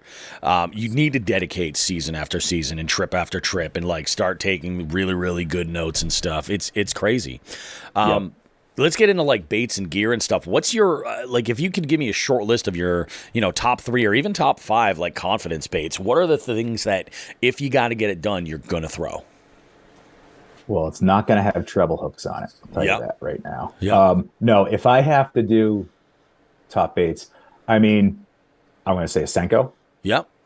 I'm going to say a 3.8 or 3.3 to 4.3 swim bait. Yeah. Kitech on whether it's a weedless wide gap weighted hook or if it's on a jig head. Mm-hmm. This year, that's been big for me.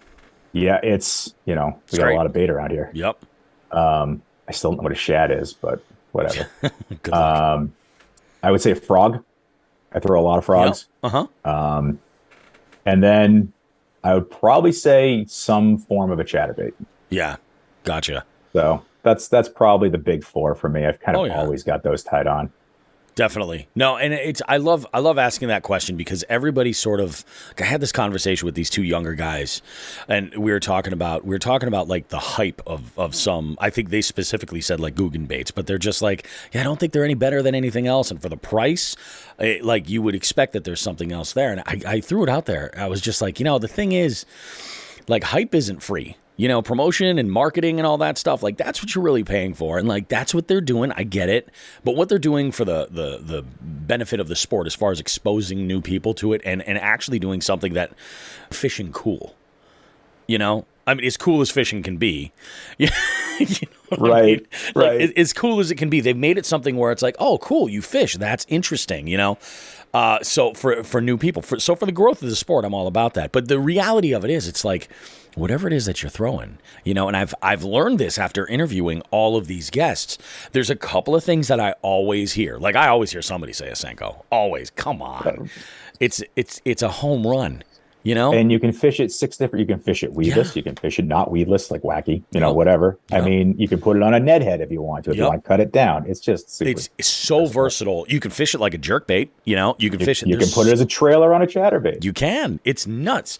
But it's those other ones in between that I always find so interesting. People will just be like, oh yeah, I can get it done on a crankbait, without even thinking about the body of water or the, what's going on or anything like that. They're just like, oh yeah, that's it. And if there is anything that is truly just freaking magic in fishing, it's confidence. Yeah, no, absolutely. Right?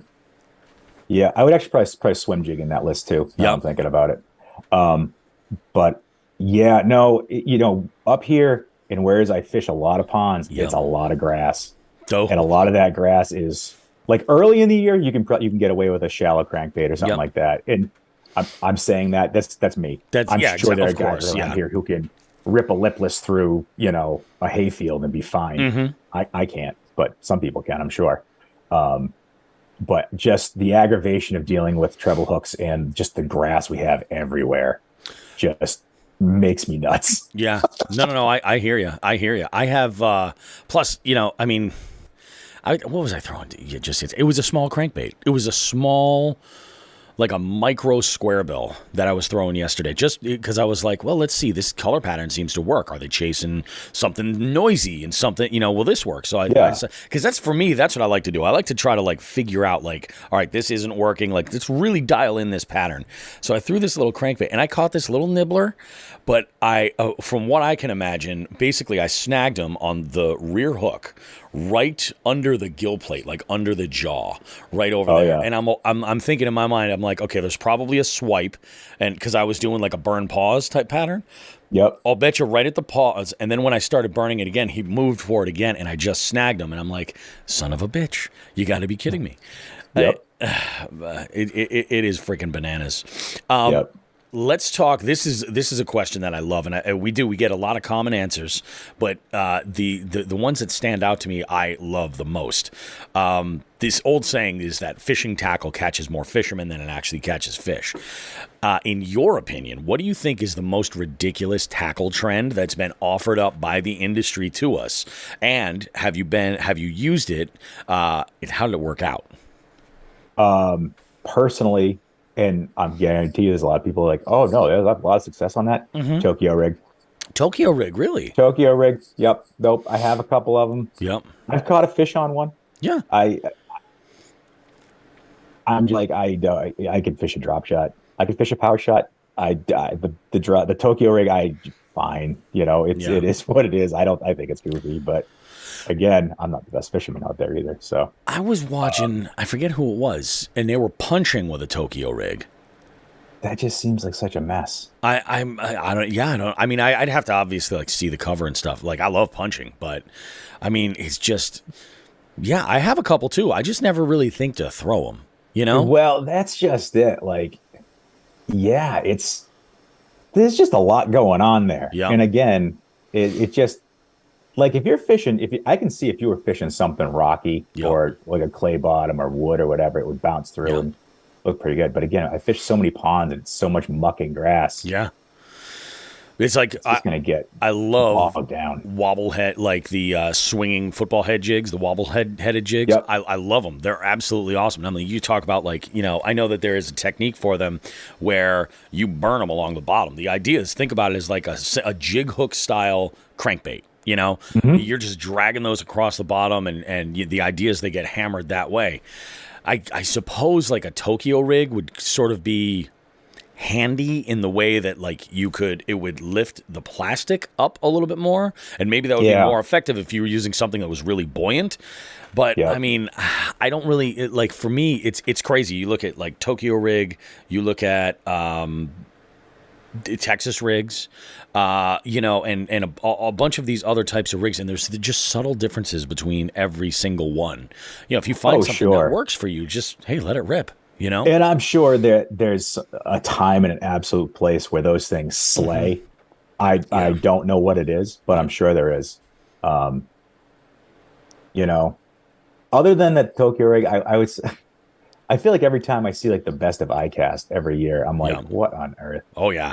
It's like there's some gold. Of these things. Yeah, there's some gold that comes out. Like there is, I think Shimano has a line of jerkbaits now that have this little like the flittering foil thing in it, right? Yeah. I'm like, that is beautiful. But then there's other stuff where you're like, come on. Well, then it's the bat or the spider or I don't know. It's the ginormous jitterbug looking thing with the wings. I don't know.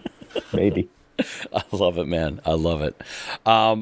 My favorite thing about fishing is the community. I think it's one of the best things. Like, I mean, that goes beyond like, like the show and stuff, but just in general, like getting out to fish with people. You could be on the water and it could be terrible. Well, shit, when we were all at Buffumville, there was a shit day, but man, I had a blast that day. And it's because I was with amazing people. We all had a bunch of laughs, watching the guy's boat sink and everything. That was fun. That guy, that was, Oh, I'm just glad he got back to shore. Oh Okay, yeah, that could have ended really really badly. But it's a terrible day can be made amazing if you're right with the right group of people. What would be your top 3 list of people that you would love to fish with? They can be living or dead. It doesn't matter what they do. They could be pro fishermen. They could be non-fishermen. What do you think? Okay, so because I've listened to enough of your shows, I've thought about this. It would actually be a couple of. Actually, it's going to be all 3 pros. Okay. It's going to be Paul Mueller, who is he fishes on the bass side, I think, of things, but he's from Connecticut. Yep. He's a Northeast guy. I would love to get on a boat with him for a day and pick his brain. Yeah. It's like, that makes okay, a lot of Paul, sense. all you hear about in like pro bass fishing is, well, you got to follow the shad or the gizzard shad or the herring. It's like, we're in the Northeast. I think the only body of water around here that has shad is the Connecticut River. Yeah. How do you catch fish around here? What are we looking for? Yeah. And I'd love to pick his brain. I would love to fish with John Cox because he just seems like a wacko. Yeah. And he loves fishing shallow. And I'm like, that's my guy. That's your deal. Yeah. And then I'd probably say, because I would probably say my grandfather who's passed away. Yeah. But, because I fished with him as a kid. But then I didn't fish with him for many, many years because I wasn't fishing either. So, yeah, probably those 3 guys. That's awesome, man. And that's the thing. Like, it's a common story. People, they get into fishing and then life comes along and, you get into that high school, college age and you're totally distracted by becoming an adult, Right. And then you cleverly disguising yourself as one. Exactly. You're figuring out how to get by without actually being an adult in some cases. Right. So it's like you do everything you can and then you sort of lose touch with the outdoors and it's like it's out of this world. I'm sure I'm not the only person that's out there that's like, if there's one thing that I could have done differently in my life, I would have made sure to pick up a rod every once in a while. I don't know if I ever told the story on the show, but there was a good year where a good friend, my best friend, had inherited his house when his grandfather had passed away. And this house was on a lake. Now, he's like, we were 24, 25? And he's man. Hey, I can't afford to keep this place up myself. So you want to move in and, I'll rent a room with such stuff. So I was like, yeah, let's do that. That'll be great. Yeah. I don't need any appendages to count how many times I've gone on the water there because I never did in that entire year that I was there. It was such a waste. And, talk about just like missed opportunity, like absolutely. And there's no access to that body of water. Like there's no public access. So it would have been dumb. Yeah, talk about just absolute boneheaded. Like, hang on, I deserve it. I deserve that. But it's like, yeah, if I could go back and do anything different, like I would have at least attempted to fish then, And I just look back, I'm like, man, my skill set would be completely different. Like I put in a lot of work. I'm a different angler today than I was in like 2018 or even 2020. Like even 2020, I am a different angler now. But just imagine how much further and how much knowledge I would have and how many more stories I would have. Oh yeah. That's it's out of absolutely. That you have that. I mean, experience is what you needed 30 seconds ago, right? Yeah, exactly. Or maybe it's wisdom. Maybe that's the saying. Wisdom is what you needed 30 seconds ago. But you have those moments where, you were a kid, you didn't know. Yeah. And now, you're into this. You're like, man, I had so many years living on a lake. I could have been 15 years into my fishing career here and just been much better and had that many more great days in the water. I think and about had that many more bad days on the water, which are still good days. I think about it like this. When I was living in that house, I met my wife. That was 20 years ago. Right. Yes. Crazy. Oh my goodness. Yeah, this time. I mean, that's just part of getting older too, So this next question is, I think this is kind of becoming one of the more controversial Jigs and Bigs questions. Do you listen to music while fishing? No, I do not. All right. I do have a little Bluetooth waterproof speaker. And I have listened to podcasts on the water before. Yeah. I don't know. There's something like I would never wear headphones because I like hearing what's around me. I agree. Just in case there's a boat coming. Like I like to know about it. Safety thing, definitely. because sound travels over the water so well. Like you can hear an outboard and you go, oh, there's a boat coming. So now you're kind of, looking around and making sure you're not going to get clipped. But no, I don't listen. I just like listening to nothing and or myself talk and or sing horribly. That's awesome. So with that said, what is it that you're listening to on your way to the ramp to get fired up for a day of fishing? Typically podcasts. Yeah. Yep. Usually bass fishing podcasts. Yep. I follow all like the pro bass tournament stuff. So whether it's like Bassmaster Radio podcast or if it's BTL Bass Talk Live, or if it's what's another? There's like Bass Edge. Mm-hmm. I used to like the FLW podcast because that was Jody White and Kyle Wood, I think his name was. Yep. But Kyle's moved on to doing other stuff, and they just do an interview section now. Yeah. But I used to like the bookends of that show a lot. So yeah, I listen to bass fishing podcasts on my way too. It makes sense because it does kind of dial you into what you're doing or like where your head is at. At least, I've do the same thing. Like I'll listen to stuff, although that can also be dangerous too, because I remember I was listening to a show about a specific presentation and I was like, you know what, I'm going to give that a try. And after doing some research afterwards, I realized that the conditions were not right for that specific situation. I think it was like, I think it might have been the Nico rig, tell you the truth. When I first was playing around with that. I have fallen into that trap as well. Yeah, it can be tricky, but it's like, it's funny. Like I always talk about like music and stuff where I will find, and I've actually had instances that I can pinpoint specific times where I knew that I needed to slow down, or I had to, remind myself to fish faster because that's where the bite was, or whatever it might have been. So I'll throw on a playlist that's in that sort of tempo or vibe. It's just like a little mental reminder, and I just keep the volume at like a whisper. So I'm fully aware of what's going on because I used to, like bank fishing. I would wear headphones, and I primarily started doing that so I could take a phone call. So I don't know what it is. And maybe other anglers that own businesses as well can provide some insight here. But I feel like if I ever need that phone to ring for a job, for something to do, the best thing I can do is go fishing.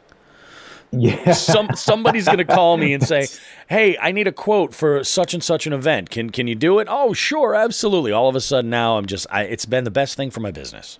Yeah. That's Murphy's Law, right? It's like where I don't want phone calls. But yeah, I can see that, whereas you do own your own business and you're running everything. Definitely. That's, you got to kind of be available. And I can see that.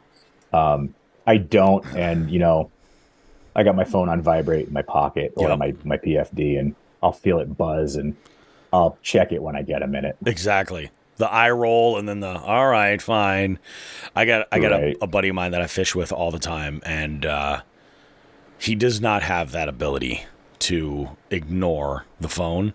And he has one of these jobs where he is easily the go-to guy for seemingly everything, and it'll even be on the weekend and the office is closed and his phone is just constantly blowing up. Oh, that's constantly tough. And I'm like, oh man, I feel terrible for the guy. I'm like, that is just awful. I'm like, you gotta drop that sumbitch in the water. And then just go, hey, sorry guys, I dropped it in the water, nothing happened. And by that I mean leave it in the truck.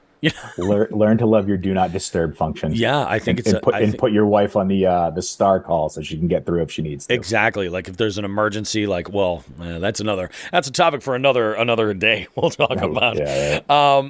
Now, as far as like your goals for fishing, like you kind of do a lot. Like I in a lot of ways, I think that in order to have like success in the fishing world these days, you've got to kind of be open and flexible. And you do a lot. You create content on multiple platforms.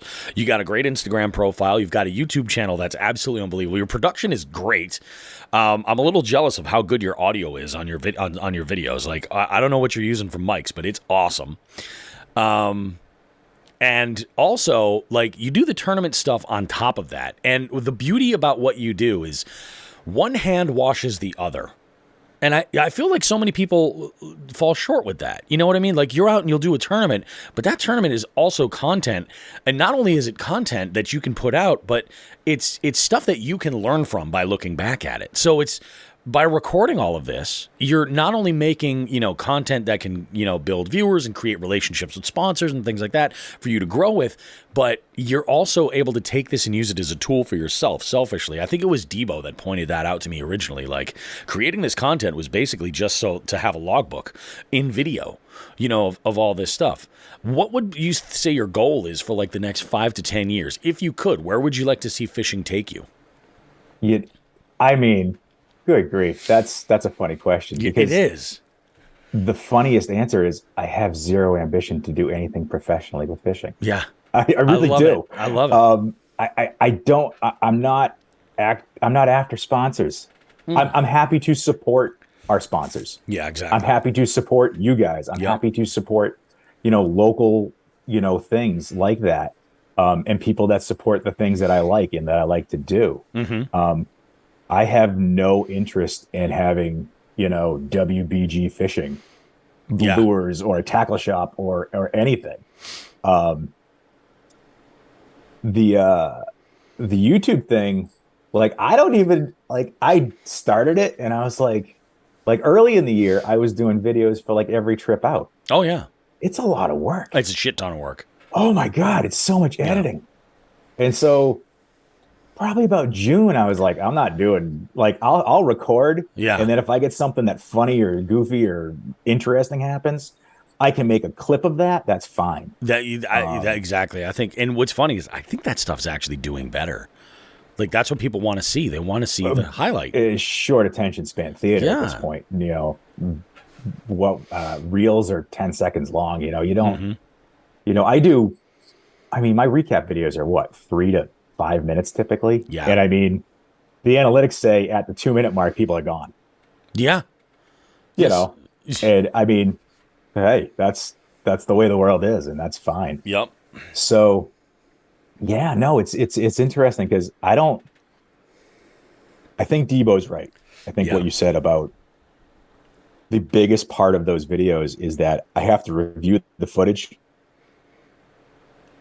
and I learn a lot and I go, why didn't I throw back in there? Why didn't I come back to that spot later? Yes. Why? Oh, I should have done this. And why didn't I fish that gigantic laydown right there? Yeah. Like I just drifted by it and didn't turn around and go back to it. So it's very much a review of your day. Yeah. And I get a lot out of that. So, as the year went on, I just started doing recap videos because I was like, I don't have the time to spend 6 hours on videos. Yep. Because I'm not a video editor by trade, so it takes me a long time to do these things. For sure. Yeah, you got to go through everything. A lot of people don't realize, if you record 8 straight hours, it's not, especially while you're doing an activity, you're not logging that as you go. So you have to watch it back and then log it and then figure out, okay, what do I want to take and how do I build this the right way? And then there's those moments where creativity will strike and you're like, oh, I could do this. And then all of a sudden you're down this rabbit hole for 15 or 20 minutes trying to make this one transition work. And it's, how do I put an arrow that goes bing? Exactly. That's a 2-hour operation for me. I don't know how to do it. It takes, I look at people who are just like, yep, we're putting out a video every single day or 3 times a week. And I'm like, holy crap. No wonder why you're a full-time content creator, because it's a full-time gig, Absolutely. I know you watch a lot of the YouTube fishing guys. I watch a lot of them too. And oh my God. I just watched that. I'm like, that must take so long to do. Yeah. And these guys have editors and everything else. I think some of them do it themselves, but. Oh yeah. Early on, I think everybody at one point or another was doing the entire thing themselves. And it is freaking tough, but so it's funny. And getting back to what you said about how the funny answer is that you don't have that motivation to take things.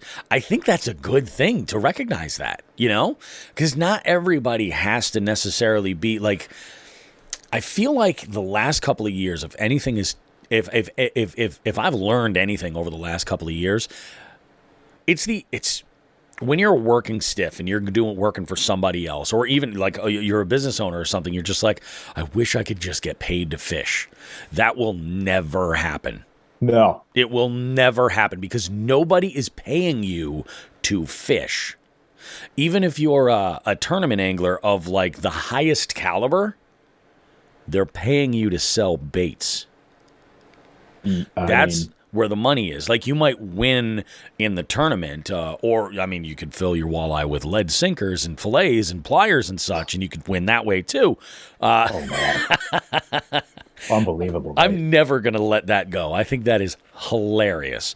But that's the thing. I mean, what you're doing there is, like, it's all about, again, one hand washes the other. The tournaments feed the industry for baits. And, I mean, most anglers that are out there are not competitive anglers. They're weekend warriors. And they're, like, ripping chatterbaits off, breaking off left and right. And they're like, I got to buy some more. They're like, you should buy the jackhammer. It's gonna catch everything. You know? It is a good bait, though. It is a good bait, you know? I mean, it's just, it's absolutely bananas, you know?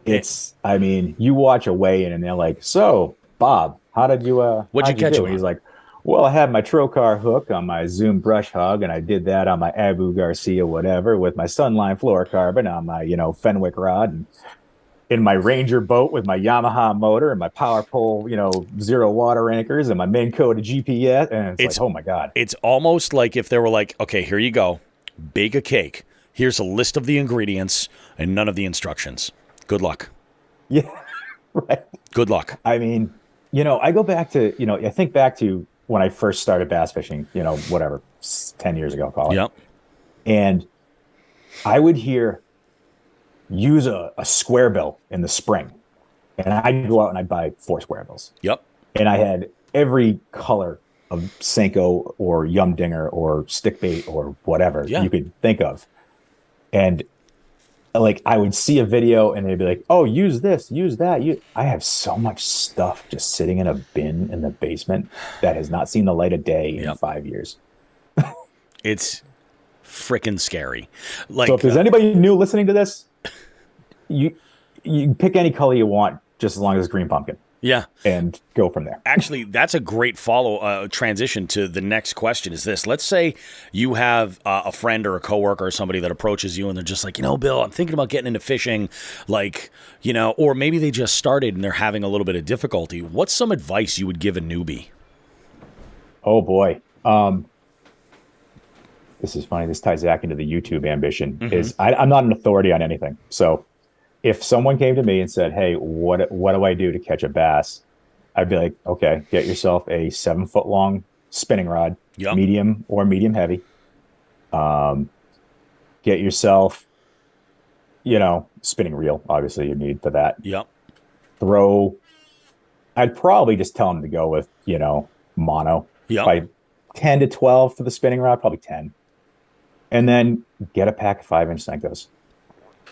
Or, you guys like Ned rigs. A lot of people like Ned rigs. Yeah. I'm deficient in Ned rig. I'm an idiot when it comes to them. I just don't get them, which isn't stupid, but it's the truth. I would tell them to get a Senko and learn how to skip them under bushes. Oh man, I think that's a home run. Get 2 different kinds of hooks. Get a 4-aught EWG and get a size 1 VMC weedless wacky. That sounds like a Bass Pro commercial, right there. It does. But that size 1 VMC weedless Nico hook is awesome for a 5-inch Senko. Works on a 6-inch Senko too. Oh yeah, yeah, and it's nice because that's the one. It's got like that U-shaped wire that goes underneath the barb. No, it's got the 2 monofilament. Oh, it's got those 2 little spikes that kind of stick out. Oh, okay, but I mean, it's not totally weedless, but it helps a lot. No, absolutely. I forget what the hook is that I'm thinking of. It's got like this little U-shaped wire that hooks underneath. Yeah, and it's the weedless wacky one. Yep, I know what you're talking about. That sucker is just, it's crazy. I almost wonder like if it's costing me strikes. But then again, I've also had like, I forget who it was that made this chatterbait, but I did have a bladed jig that had a similar weed guard, and it was fantastic. And I think, I think I was bank fishing. I got it in a rocky area, and I think I got it lodged between a couple of rocks, and I ended up breaking it off. I was like, you son of a bitch. But chatterbaits, I am known. That is the number one bait that I lose. 100%. I'll throw them. I lost a lot more baits fishing from the bank than I ever do in a boat. For sure. I lose Yep. very few when I'm in the boat. Yep. When I'm on 'Cause the you can go bank, get 'em. it comes. That's exactly it. Like and you're also willing to do it. You're like, okay. Although there's some times where I'm like, I have actually sat there and I'm like, do I go in there and get this bait, or if I've caught a fish there and I know there's other fish that could be in there, I might just break that son of a bitch off and not blow the spot up. So I got a tip for you. Yeah. I learned this from BTL, actually. There's a BTL does a day 4 segment with Frank Scalish, who is a former pro fisherman. Okay. And they were talking about this exact thing, like getting hung up in a laydown. And he goes, cut it off and put a bobber on the end of the line. He goes, yes. That's genius. He goes, get one of those like baseball sized bobbers. Yeah. Cut it off, put it on the end of the line, throw that in the water, continue fishing the laydown. When you're done fishing the laydown, go get your lure. Get the bait. God, that is genius. Yep. Oh my God. Oh wow. Okay. All right. So many ideas are coming to mind right now. Like the marketing elements of my brain are just going crazy. Yep. Holy shit. That is awesome, dude. Yeah. He said that. I was like, that's so stupidly simple. I can't believe I never thought of that on my own. Oh my God. It's that type of ingenuity when you're just like, oh yeah, that's right, dummy. Put something that floats there and go back to it, you know? Right. Makes all the sense in the world. Holy shit. Yeah, that's a great idea. Cause I've been like, and this is also why I don't buy jackhammers. You know, I buy the OG Z-Man chatterbaits if I'm buying a chatterbait brand, or I buy my my bladed jigs from Klondike Custom Creations because they always get bit. There you go. Shameless plug.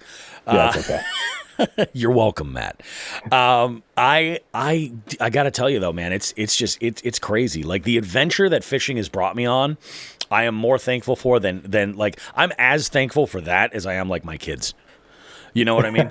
Like, honest to God, like these the last handful of years have been the most fun I've had in my life. Absolutely amazing. Like, and this is when people talk to me, they're like, oh, you fish? Okay, yeah, I guess that makes sense. You know, middle-aged guy, you know, whatever. Okay, but then they kind of get an idea of like how passionate I am about it, and like, you know, I'll tell them about some of the trips that I've gone on and some of the stuff that we've done, and they're like, oh, okay, all right. Okay, so this isn't just going and sitting on a white bucket and, you know, catching whatever and, you know, poaching a bunch of fish. You know what I mean?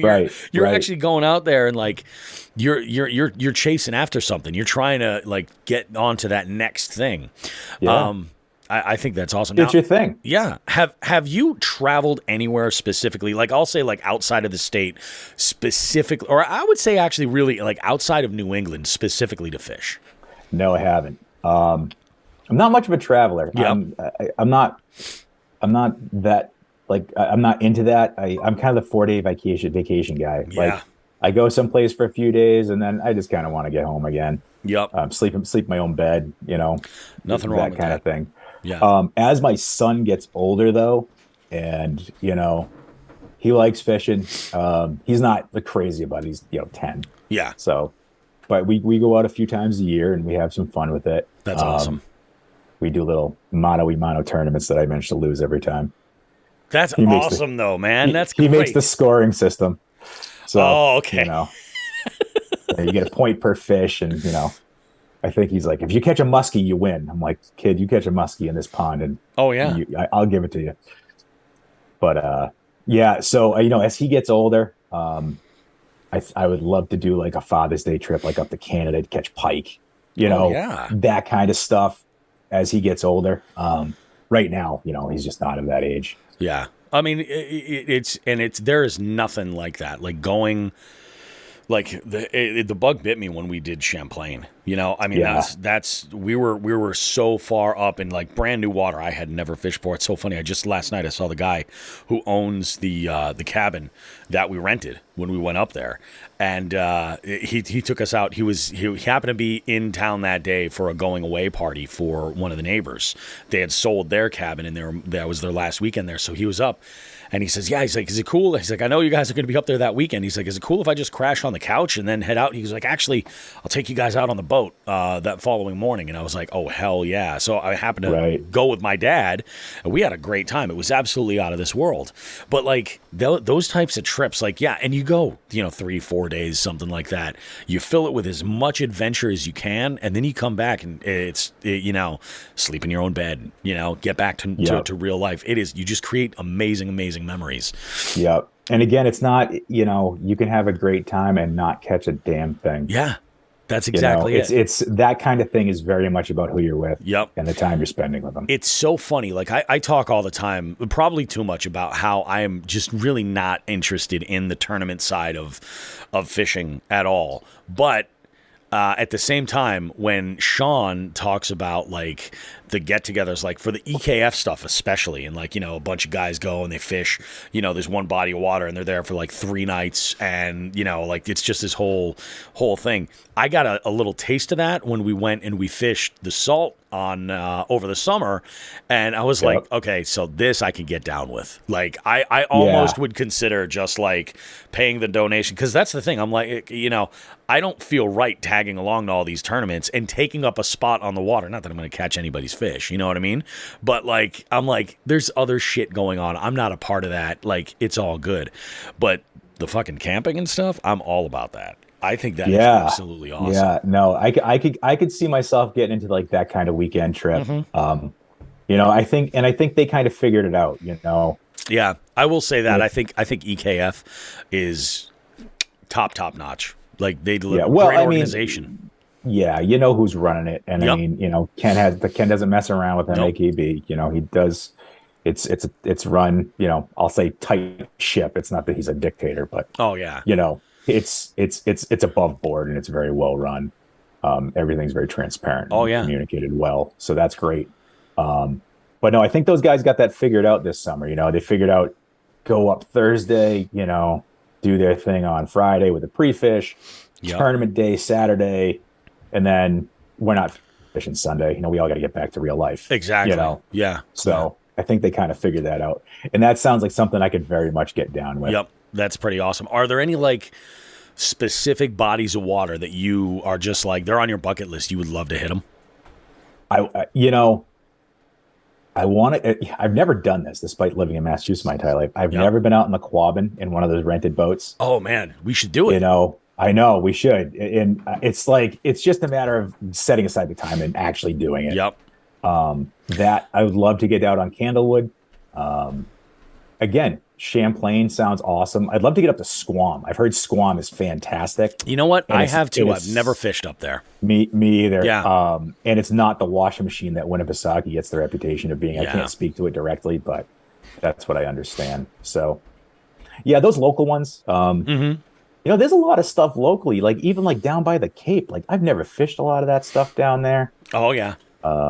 This year with MAKB West, I hadn't fished 6 of the 7 places we fished. Isn't that wild? I had fished one lake. That's of that whole season. And even the championship was on Quincy, which is 15 minutes from my house. Yeah. I fished it never.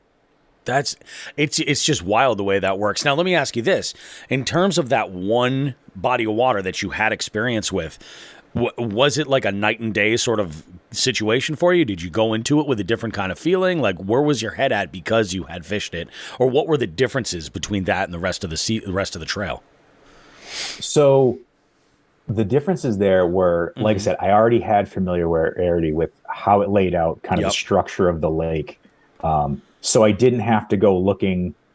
I didn't have to do as much homework. Yep. I wasn't looking at Navionics. I wasn't looking at Google Maps as much because I kind of knew how it laid out.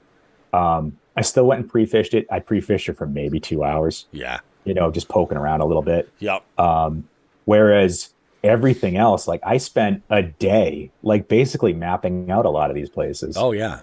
Because Navionics, like the web app, gives you pretty good detail and gives you some good ideas. It's solid.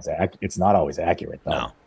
And I kind of want to get eyes on it and go, okay, where's the grass? Where's the pads? Where's whatever? And Google Earth can help with that too. Sure. But you got to have, actual physical eyes on the situation, see it with your fish finder to know like, hey, maybe the grass, grew in more densely or something like that, or extends a little further than maybe you would thought. So those lines are a little bit different, or, or the water level is a little bit lower. So now you're dealing with different depths, and that's, affecting, who knows, maybe you've got mats now that you maybe never had before or something. Who knows? Or you find drains or things like that, and you go, oh, how about that? Yep. And just little or new laydown or something, there's all kinds of stuff. Yeah. New laydowns are huge, man. New stuff is always great. I love it. Big storm comes through.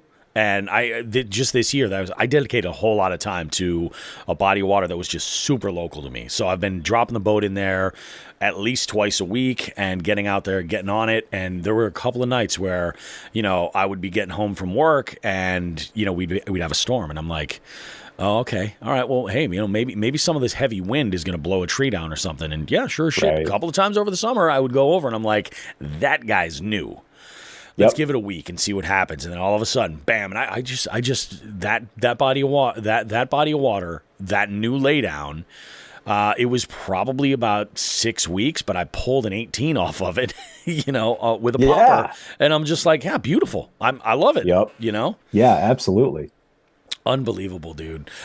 When you're going out to fish a tournament or even for fun fishing or anything like that, what's your general like rod and reel like arsenal look like? So I tend to carry about 6 rods. I got 2 spinning rods, both 7 foot long, medium fasts, 15-pound braid, and then I'll change the leaders around a little bit. Yep. Whether it's 8-pound fluoro, 10-pound fluoro, or 10-pound mono sometimes, but not usually. And then I've got 4 casting rods. One's a frog rod, one's a jig rod. I got a chatterbait rod, and then I have kind of a lighter, like a medium lighter sort of casting rod that I use for the things with treble hooks when I throw them rarely. Sure. Or if I throw a smaller, lighter chatterbait or spinnerbait. Mm-hmm. So yeah. But I mean, you see some guys, and I mean, they're going. I mean, I'll say Ken Wood because I counted the rods on his kayak at the championship. He had 12 or 13 rods on him. I'm like, wow. Now, I say that and I giggle. Yeah. However, I could do what I need to do with 3 rods. Yeah. I'm lazy. I'll call it efficiency. Yeah. I'm lazy. Yeah. I just don't want to retie that many times. And I actually want to go to 8 for next year. I want another spinning rod and another casting rod set up. So I'm very similar like that, where if I'm bringing out all the rods, I'll have 2 spinning rods. I have a medium light and I have a medium. The medium light's a 7.3. The medium is a 7 foot. That medium is sort of like I'll say like my finesse Swiss Army knife. Absolutely. I'll do that a rod lot. Can do. I'll do a lot of different stuff with that. And if I'm bank fishing, that's the only spinning rod that I'll bring out. The medium light, I will fish almost exclusively with a drop shot, or that rod does double duty because I also throw like trout lures and stuff with it. So that's something different. But on the kayak, that is rigged with a drop shot almost exclusively, and it works. I love that combo. It's great. Then I've got a 7.2 medium casting rod that I usually throw with more like moving presentations. That's like I like to throw. It's a 7.2. So it's a 7.2 medium fast, but because of that extra length, it's got enough tip where I don't lose fish with treble hooks or anything like that. So like I'll throw like a rattle trap on that. I'll throw a square bill or something, but I'll throw a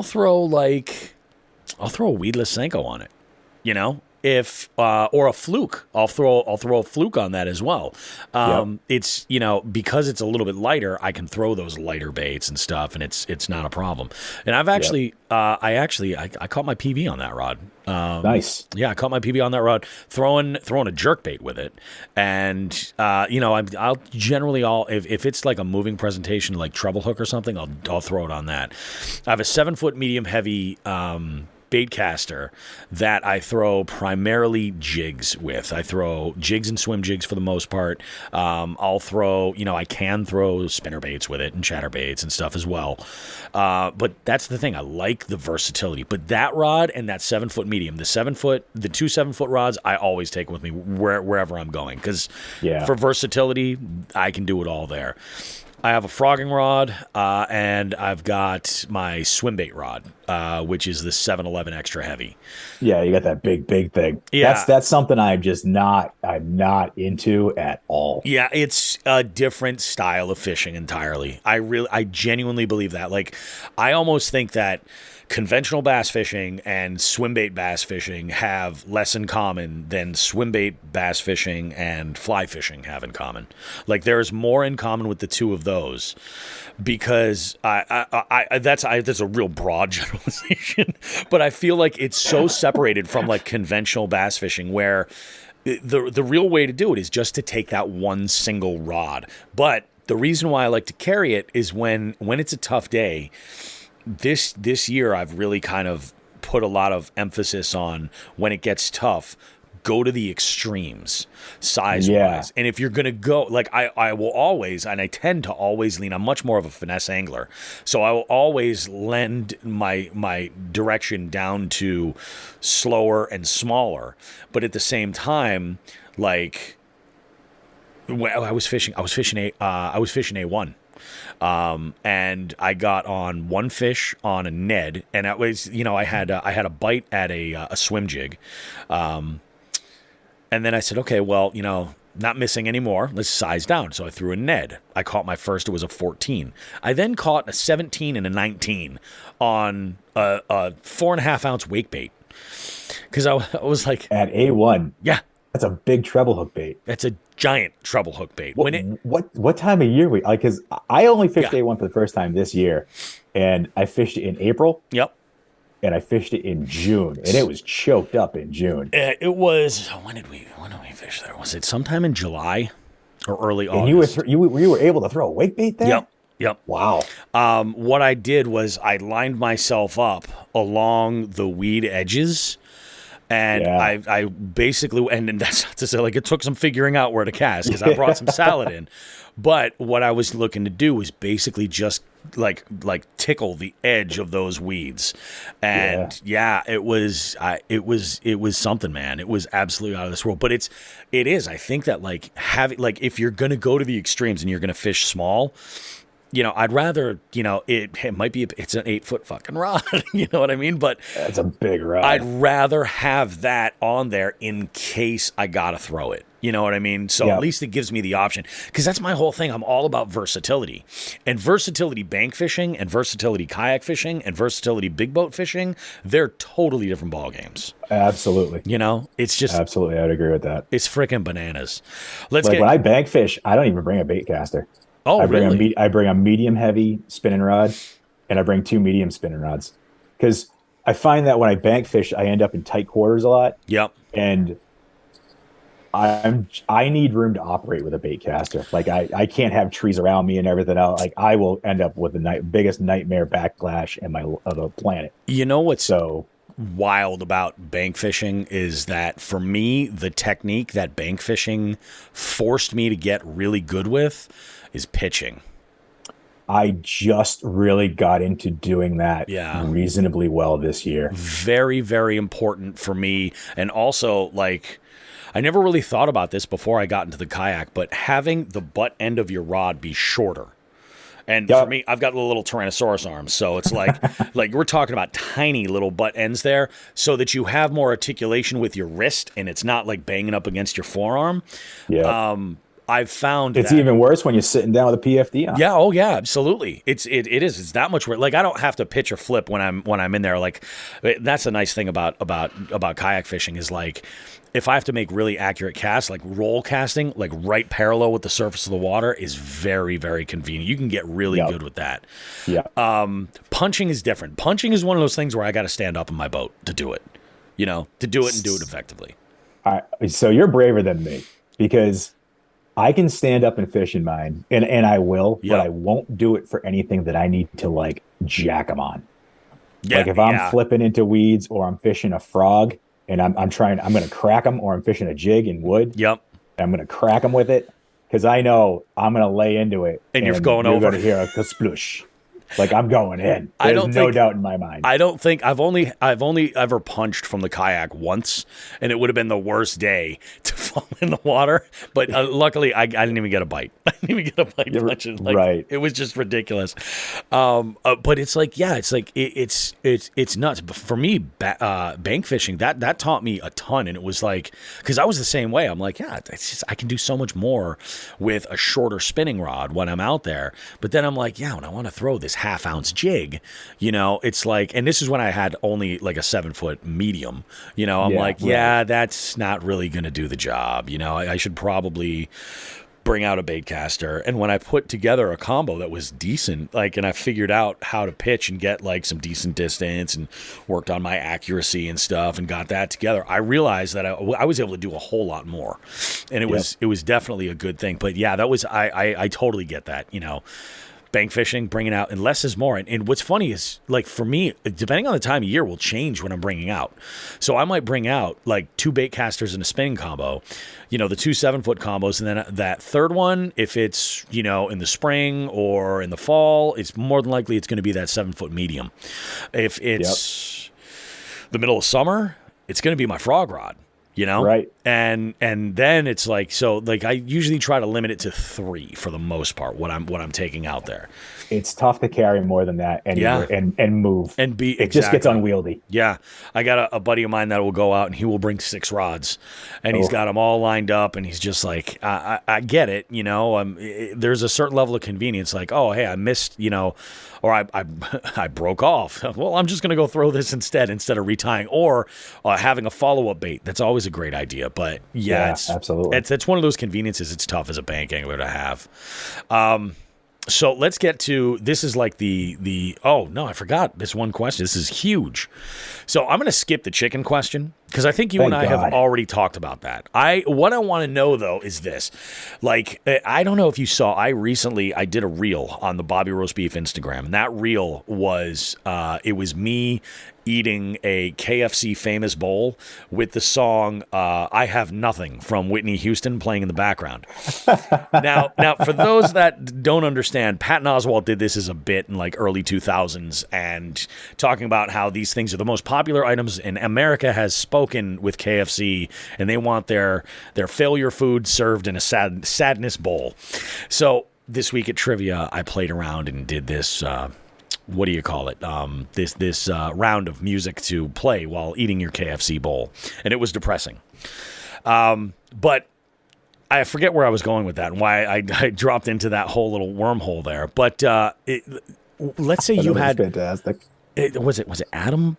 It might have been Adam Blamecki that had reached out and said that this would make a great question about.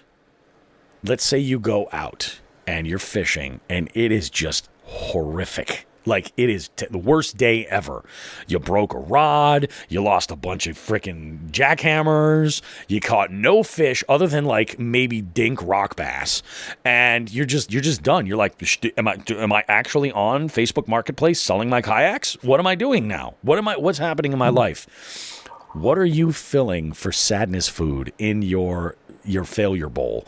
Where like when you go out to get that breakfast or that lunch after fishing that terrible day, what are you using to ease the pain?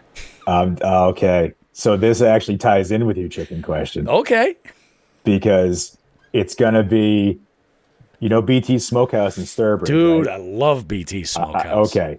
So BT's opened BT's Fried Chicken. What? A mile and a half from my house. Are you? I didn't even know that this was a thing, man. It's in Worcester at the corner of Park Ave and Chandler Street. BT's Fried Chicken. Fuck me. Oh. Yeah, dude.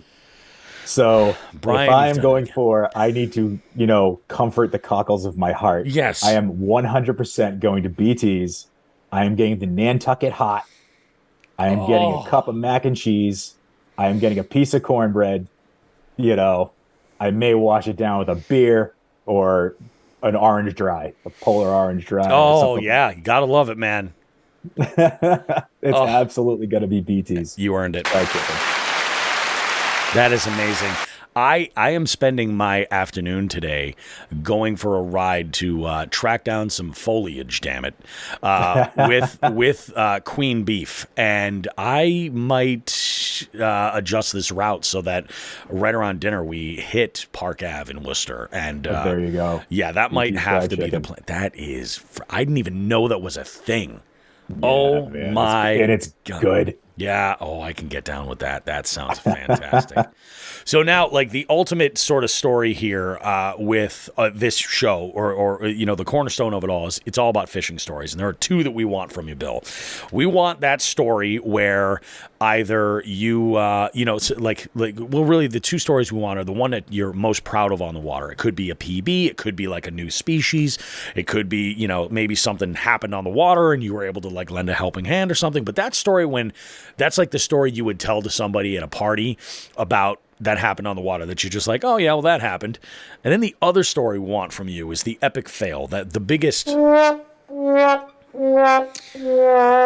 which no angler has any shortage of. No. Yes. No. It's the poker line, right? You don't remember your big wins, you remember your bad beats. Oh, definitely. So everybody catches a PB, and those stories are fine. This past Labor Day weekend, I went out to a local place, and I was fishing, and I went out, and it was because I knew it wasn't gonna be too busy. Holiday weekends, I don't want to be out anywhere where there's gonna be a lot of boats because I don't feel like getting killed by someone who's been drinking all day. Exactly. So I'm fishing at this local pond, and I hear this gigantic splash behind me. And I'm like, that was either the largest fish I've ever seen in my life, or I turn around and I can see some dude hanging onto the side of his boat. And I can see his buddy looking over the edge of the boat at him. And they're just floundering. And I'm like, oh, okay. Mm-hmm. I'm watching it for a minute, like, are they going to sort this? And it didn't go well. They weren't getting anywhere. So, I reel up and I just, pedal my way over there. I get over there and it's an older guy. I mean, this is like my grandfather's in the water. Oh, really? Yeah, he's in the water. And then my other grandfather is the one like looking at him in the water. And I'm like, just get on the trolling motor, pull yourself to the bank and he can get back in. The guy's like, I don't know how to run the trolling motor. Oh, man. Oh, boy. So now I'm trying to get the guy, he's kind of half deaf and he's whatever.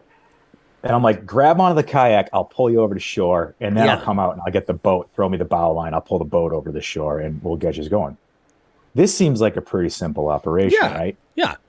These boys have been on the water since dawn and they're hammered. Oh, were they fishing or were they just out? Oh, they were fishing. Oh, okay. All right. And they were cocked. And so giving anglers a good name everywhere. Oh dear God. And I'm just like, okay.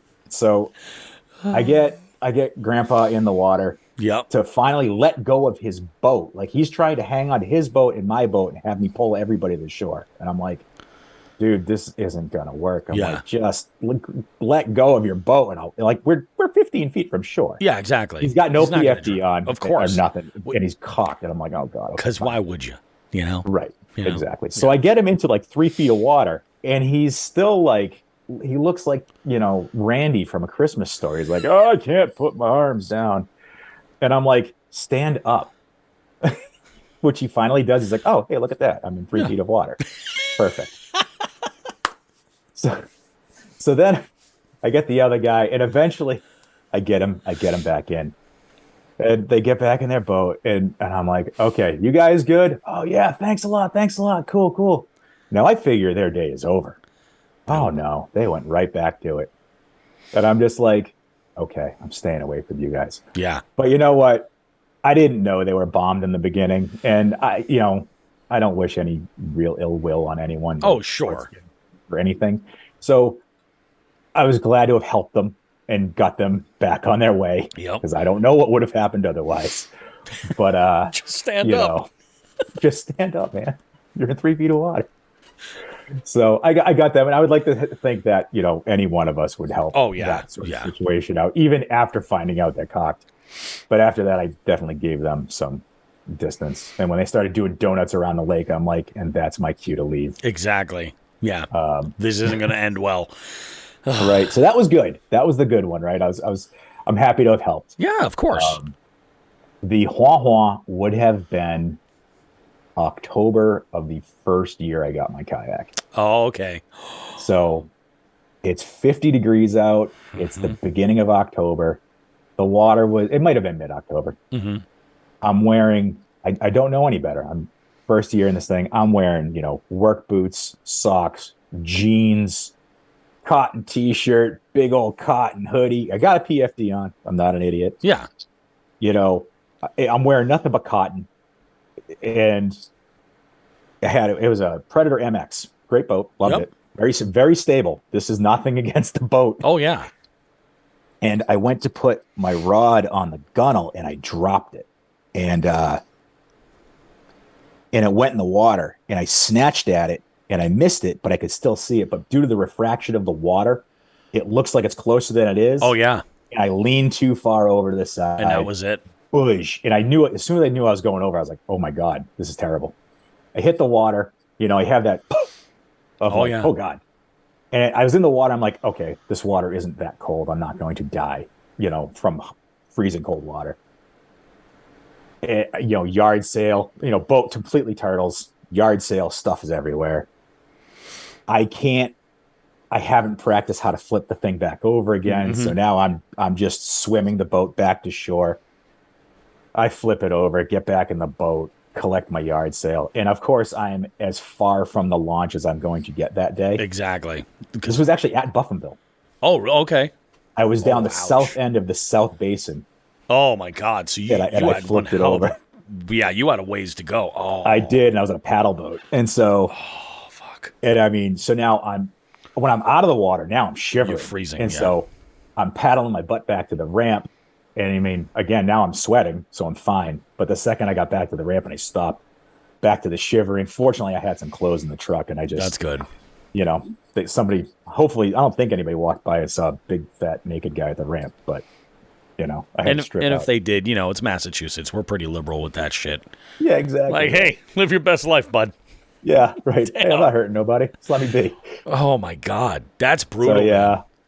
So I learned a couple of valuable lessons that day. Now, fortunately, it didn't end badly. On your YouTube channel, and I think you actually put this on Instagram as well, you've got a tip for boat owners regarding like almost like a ladder system that's made of rope, right?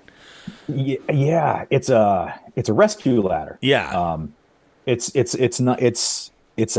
strapping, like nylon strapping. Yep. And it's got two loops in it. One's for your foot, and one's to help lug you over the edge of the boat. Mm-hmm. These boats aren't getting any smaller. Right? No, they're not. And you need the leverage to flip them. Right. So you can use that for the leverage to flip the boat back over, and then also to help you get yourself back in the boat. Fortunately, knock on wood, I haven't needed it. Yeah. But it's something I did pick up to have just in case. It's a great idea. So if you ever find yourself in that situation, like this will be something you're thankful for. In fact, I've seen some videos where folks will use, I forget the name of the company. I might even be Rogue that makes this, but there's a leash that's got a rubberized handle.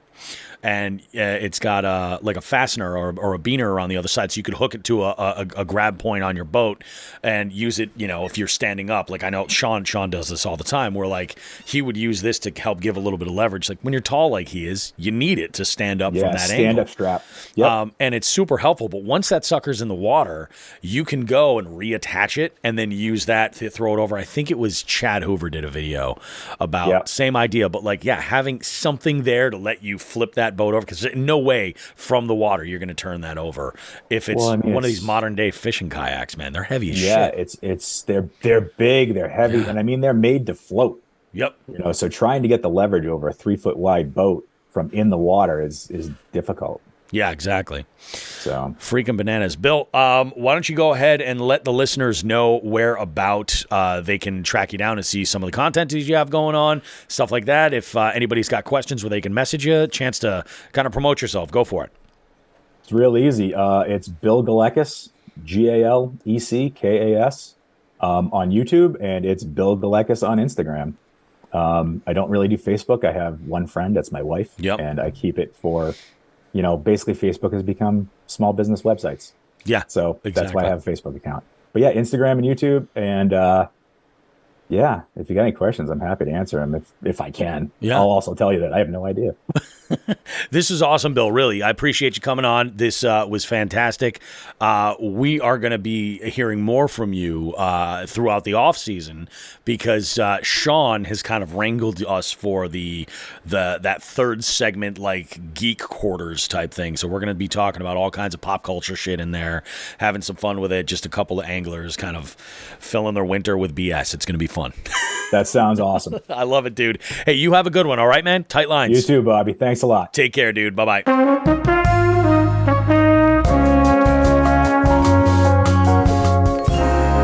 I shouldn't say shit before I hit record that makes me laugh a little because by the time that music is done, I can't help it.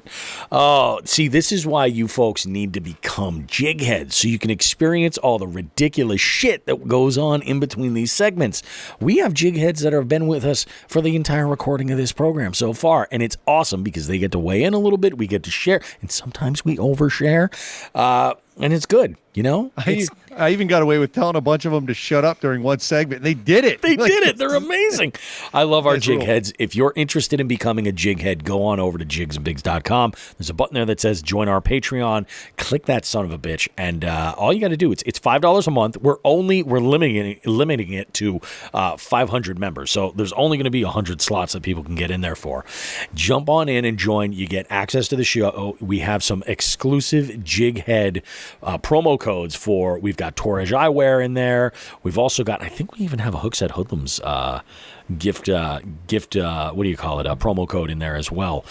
We've got some good stuff for our jig heads, and we're actually 2023 is going to see a big bump in us trying to connect with more brands and more companies and grow a little bit more in that way, and the purpose, a part of that is to be able to offer our jig heads even more. And that's what we'd love to do. So awesome, guys. That interview with Bill was absolutely out of this world. And I know I said in there that I was going to make a detour and hit up that fried chicken joint that he mentioned. But it didn't happen. I think it's got to happen soon because good Lord. And this may be a night of sequels. We obviously had our we had our bitch trilogy that went through FTG today. It's true. But we are planning right now. No, we're not going to hold ourselves to it. But we are planning. I talked with Bill. We're going to possibly do a part 2 of this interview over the winter months. Yep. And we're going to talk we're going to get a little deeper into the nerd stuff because every time Bill and I get together, we're fishing, but then we're turning to each other going, oh man, did you see the new episode of Andor? Oh, what do you think of the MCU? What do you think of this? Lord of the Rings, this? Yeah, we're going to talk a little nerd shit. So those of you guys who like that stuff, you're into it, you'll enjoy it. You know what might be kind of fun? We should do maybe 3 episodes where we have him on. Not necessarily back to back, but maybe we'll pick like one that we'll do in December, one in January, then one in February. And what we'll do is we'll pick like either a movie or a series or an episode or something along that to kind of like everybody goes and watches it. And then we kind of like give a review, kind of like a little book club, kind of like the Jigs and Bigs book club. You know what I mean?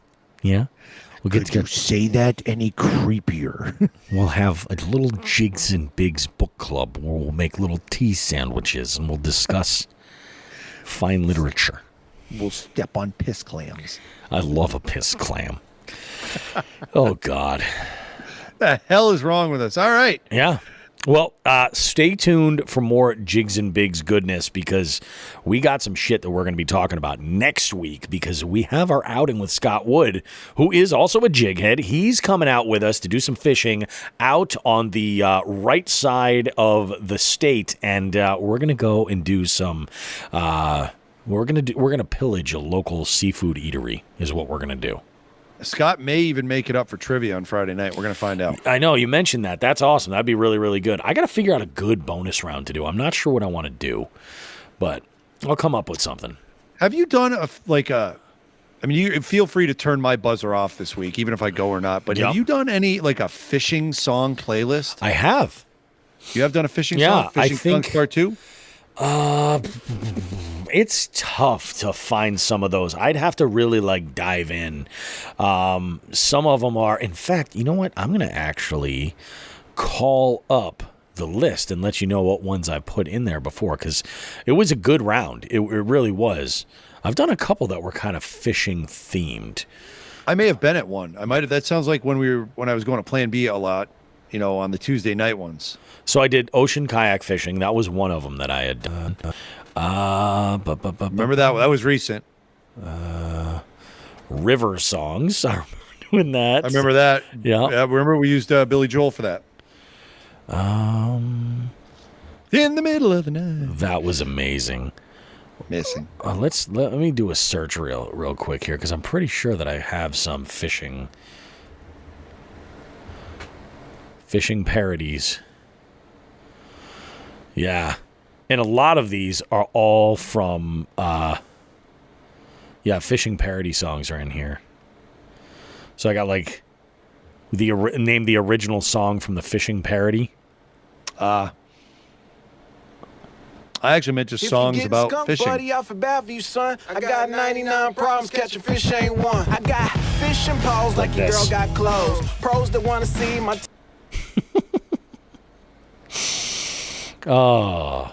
Yeah, that was... I should definitely play around with that, though. Maybe I can do a part 2. That would be good. Maybe I could do songs about brunch and champagne. Songs about champagne. How about songs about seafood? Doesn't Frank Sinatra have one crooning about paella or some shit?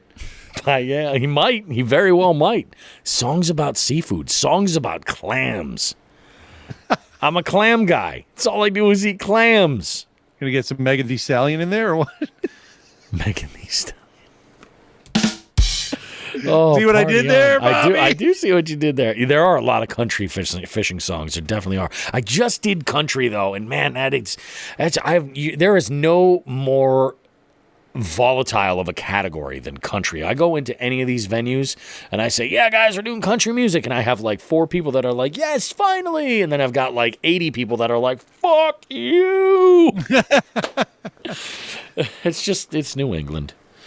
Yep. Oh. Well, all right. Well, look at you got your. I think seafood. That's my vote. I don't know where you're going with that, but I would not turn my buzzer off for that. Yeah. That I think I would struggle with, but it's a good category. Maybe that's a good idea. I mean, I've kind of been playing around with some other stuff. I will tell you, this week's episode or this week's playlist was Bobby Roast Beef Mixtape, where I took a bunch of songs that I've just been loving for like the last 6 months or so, specifically like stuff that pops up in my rotation, and I thought people were going to be screwed. I did name the artist thinking it would be a little bit easier, and it was pretty good. I will post the link because I made a Spotify playlist after the week was done. Made a Spotify playlist, and every time I do another volume, I'm just going to add to it. So people can check that out, and I'll go ahead. I'll share that link over on, that link over on Instagram, and we'll make that shit happen. But kick ass, man. I love it. Great show, everybody. Thank you so much, Jigheads, for being a part of it. We appreciate you guys. We appreciate all of our listeners. Also, if you could do us a solid, guys, we're really trying to make a push over at Apple Podcasts for a little bit more visibility. We could use some reviews over there. Please review, rate the show. Let us know what you think. I mean, we love hearing from you guys anyway. If you have any kind of feedback, one way or the other, we're always all about that. And also keep in mind that we have our ratings over at Spotify. You can give us a star rating over there. So if you're a Spotify listener, remember, next time you're listening to the show, just go over and give us a star rating of whatever you think is worthy. But, the more folks that we can get rating the show, I think the more visibility we'll be able to pick up. And that would be awesome, because that's the goal. We want to grow this sucker. We love this show. We want it to happen. And we will see you guys in 7 days.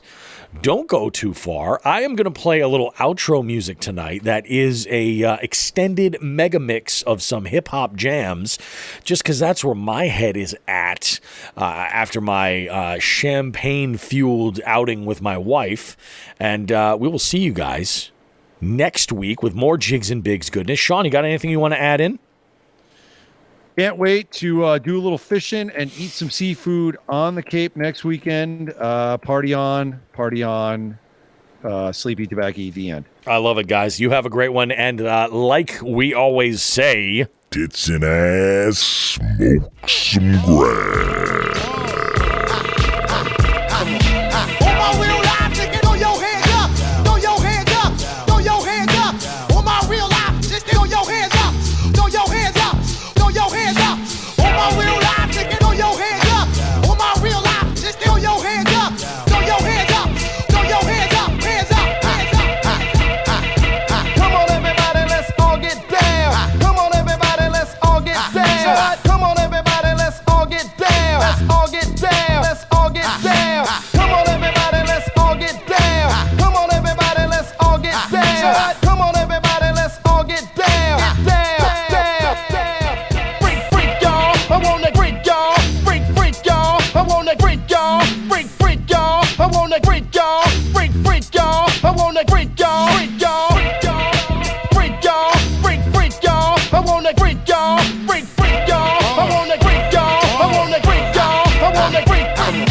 Come on, everybody, let's all get down. Come on, everybody, let's all get down. Come on, everybody, let's all get down. Let's all get down. Let's all get down. Come on, everybody, let's all get down. Come on, everybody, let's all get down. Come on, everybody, let's all get down. Down.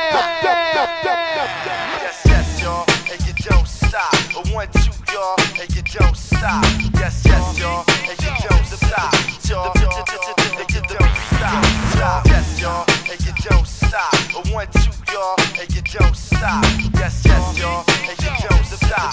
Y'all, and you don't stop. Hold up. Party people, your dreams have now been fulfilled. Get your ass up and let's get ill. That's right, y'all. Get your ass up and let's get ill. That's right, y'all. That's right, y'all. Get your ass up and let's get ill. That's right, y'all. That's right, y'all. Get your ass up and let's get ill. That's right, y'all. That's right, y'all. Get your ass up and let's get ill. That's right, y'all. That's right, y'all. Party people, your dreams have now been fulfilled. Get your ass up and let's get ill. That's right, y'all. Get your ass up and let's get ill. Get your ass up and let's get ill. Get your ass up and let's get ill. Get your ass up and let's get ill. That's right, y'all. That's right, y'all. Get your ass up and let's get ill. That's right, y'all. That's right, y'all. Get your ass up and let's get ill. That's right, y'all.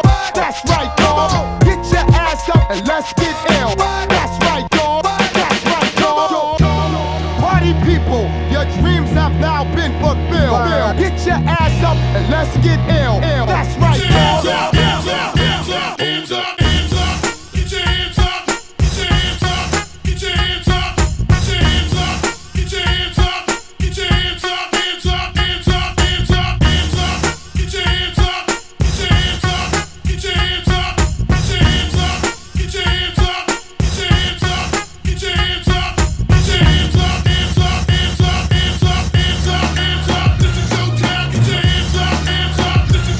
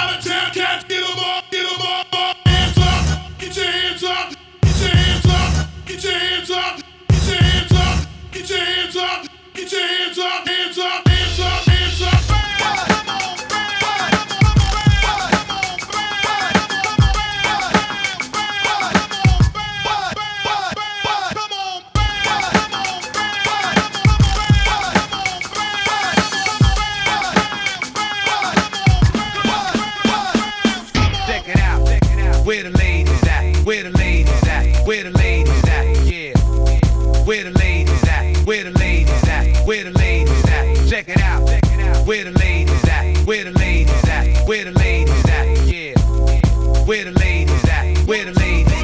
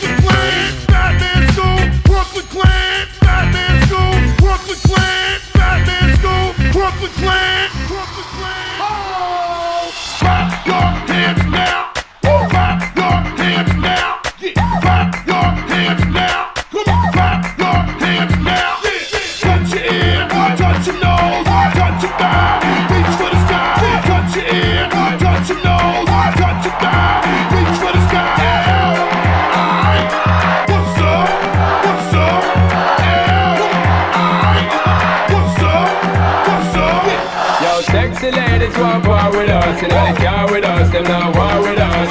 Inna the club, them want flex with us. To get next with us, them can't vex with us. From the day my bond to ignite my flame, girl I call my name and it is my fame. It's a good girl, turn me on till the early morn. Let's get it on, let's get it on till the early morn. Girl, it's a good, just turn me on, girl. Get up on that. Get up on that. Get up on that. Get up on that. Come on. Balls on now.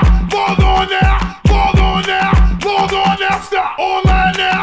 Online now. Online now. Online now. Stop. Pour the river now. Pour the river now. Pour the river now. Pour the river now. Stop. Heel the toe now. Heel the toe now. Heel the toe now. Heel the toe now. Stop.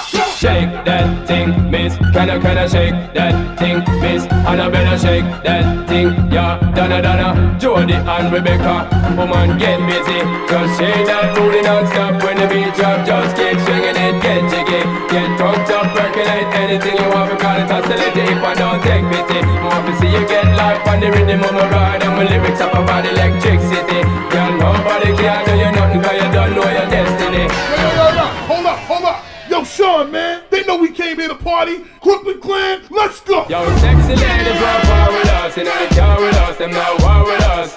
Inna the club, them want flex with us. To get next to us, them not vex with us. From the day my bond ignite my flame, girl I call my name and it is my fame.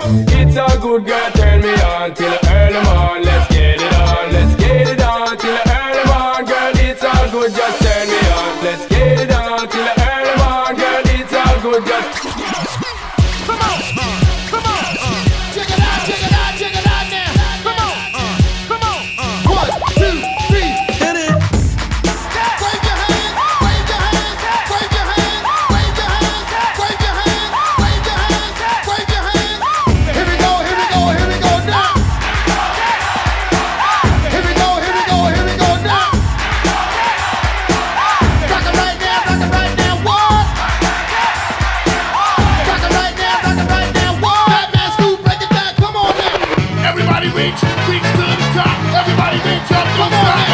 Everybody reach to the top. Go, go, go, go, go, go, go, go, go, go, go.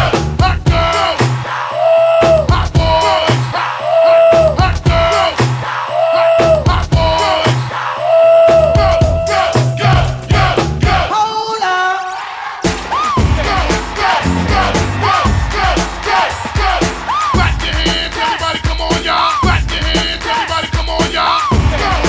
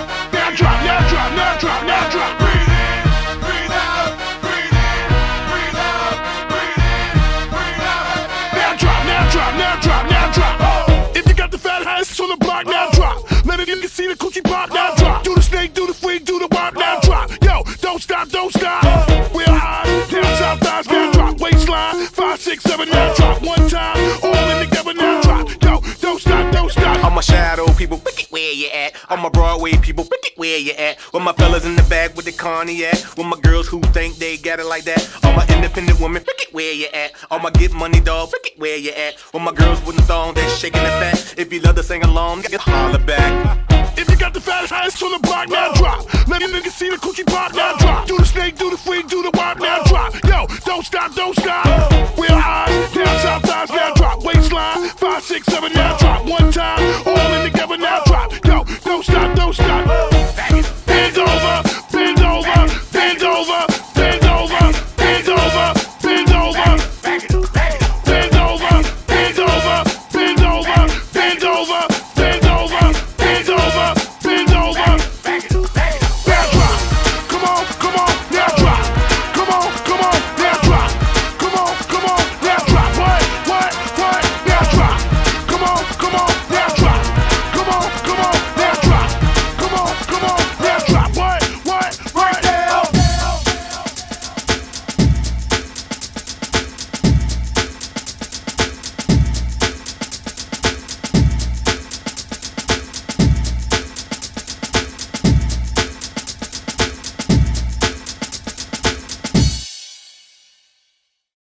He's a fucking hard man. He doesn't give a fuck. You guys talking about a hard man. Hard men.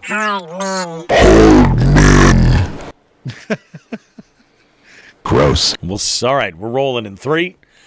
Two.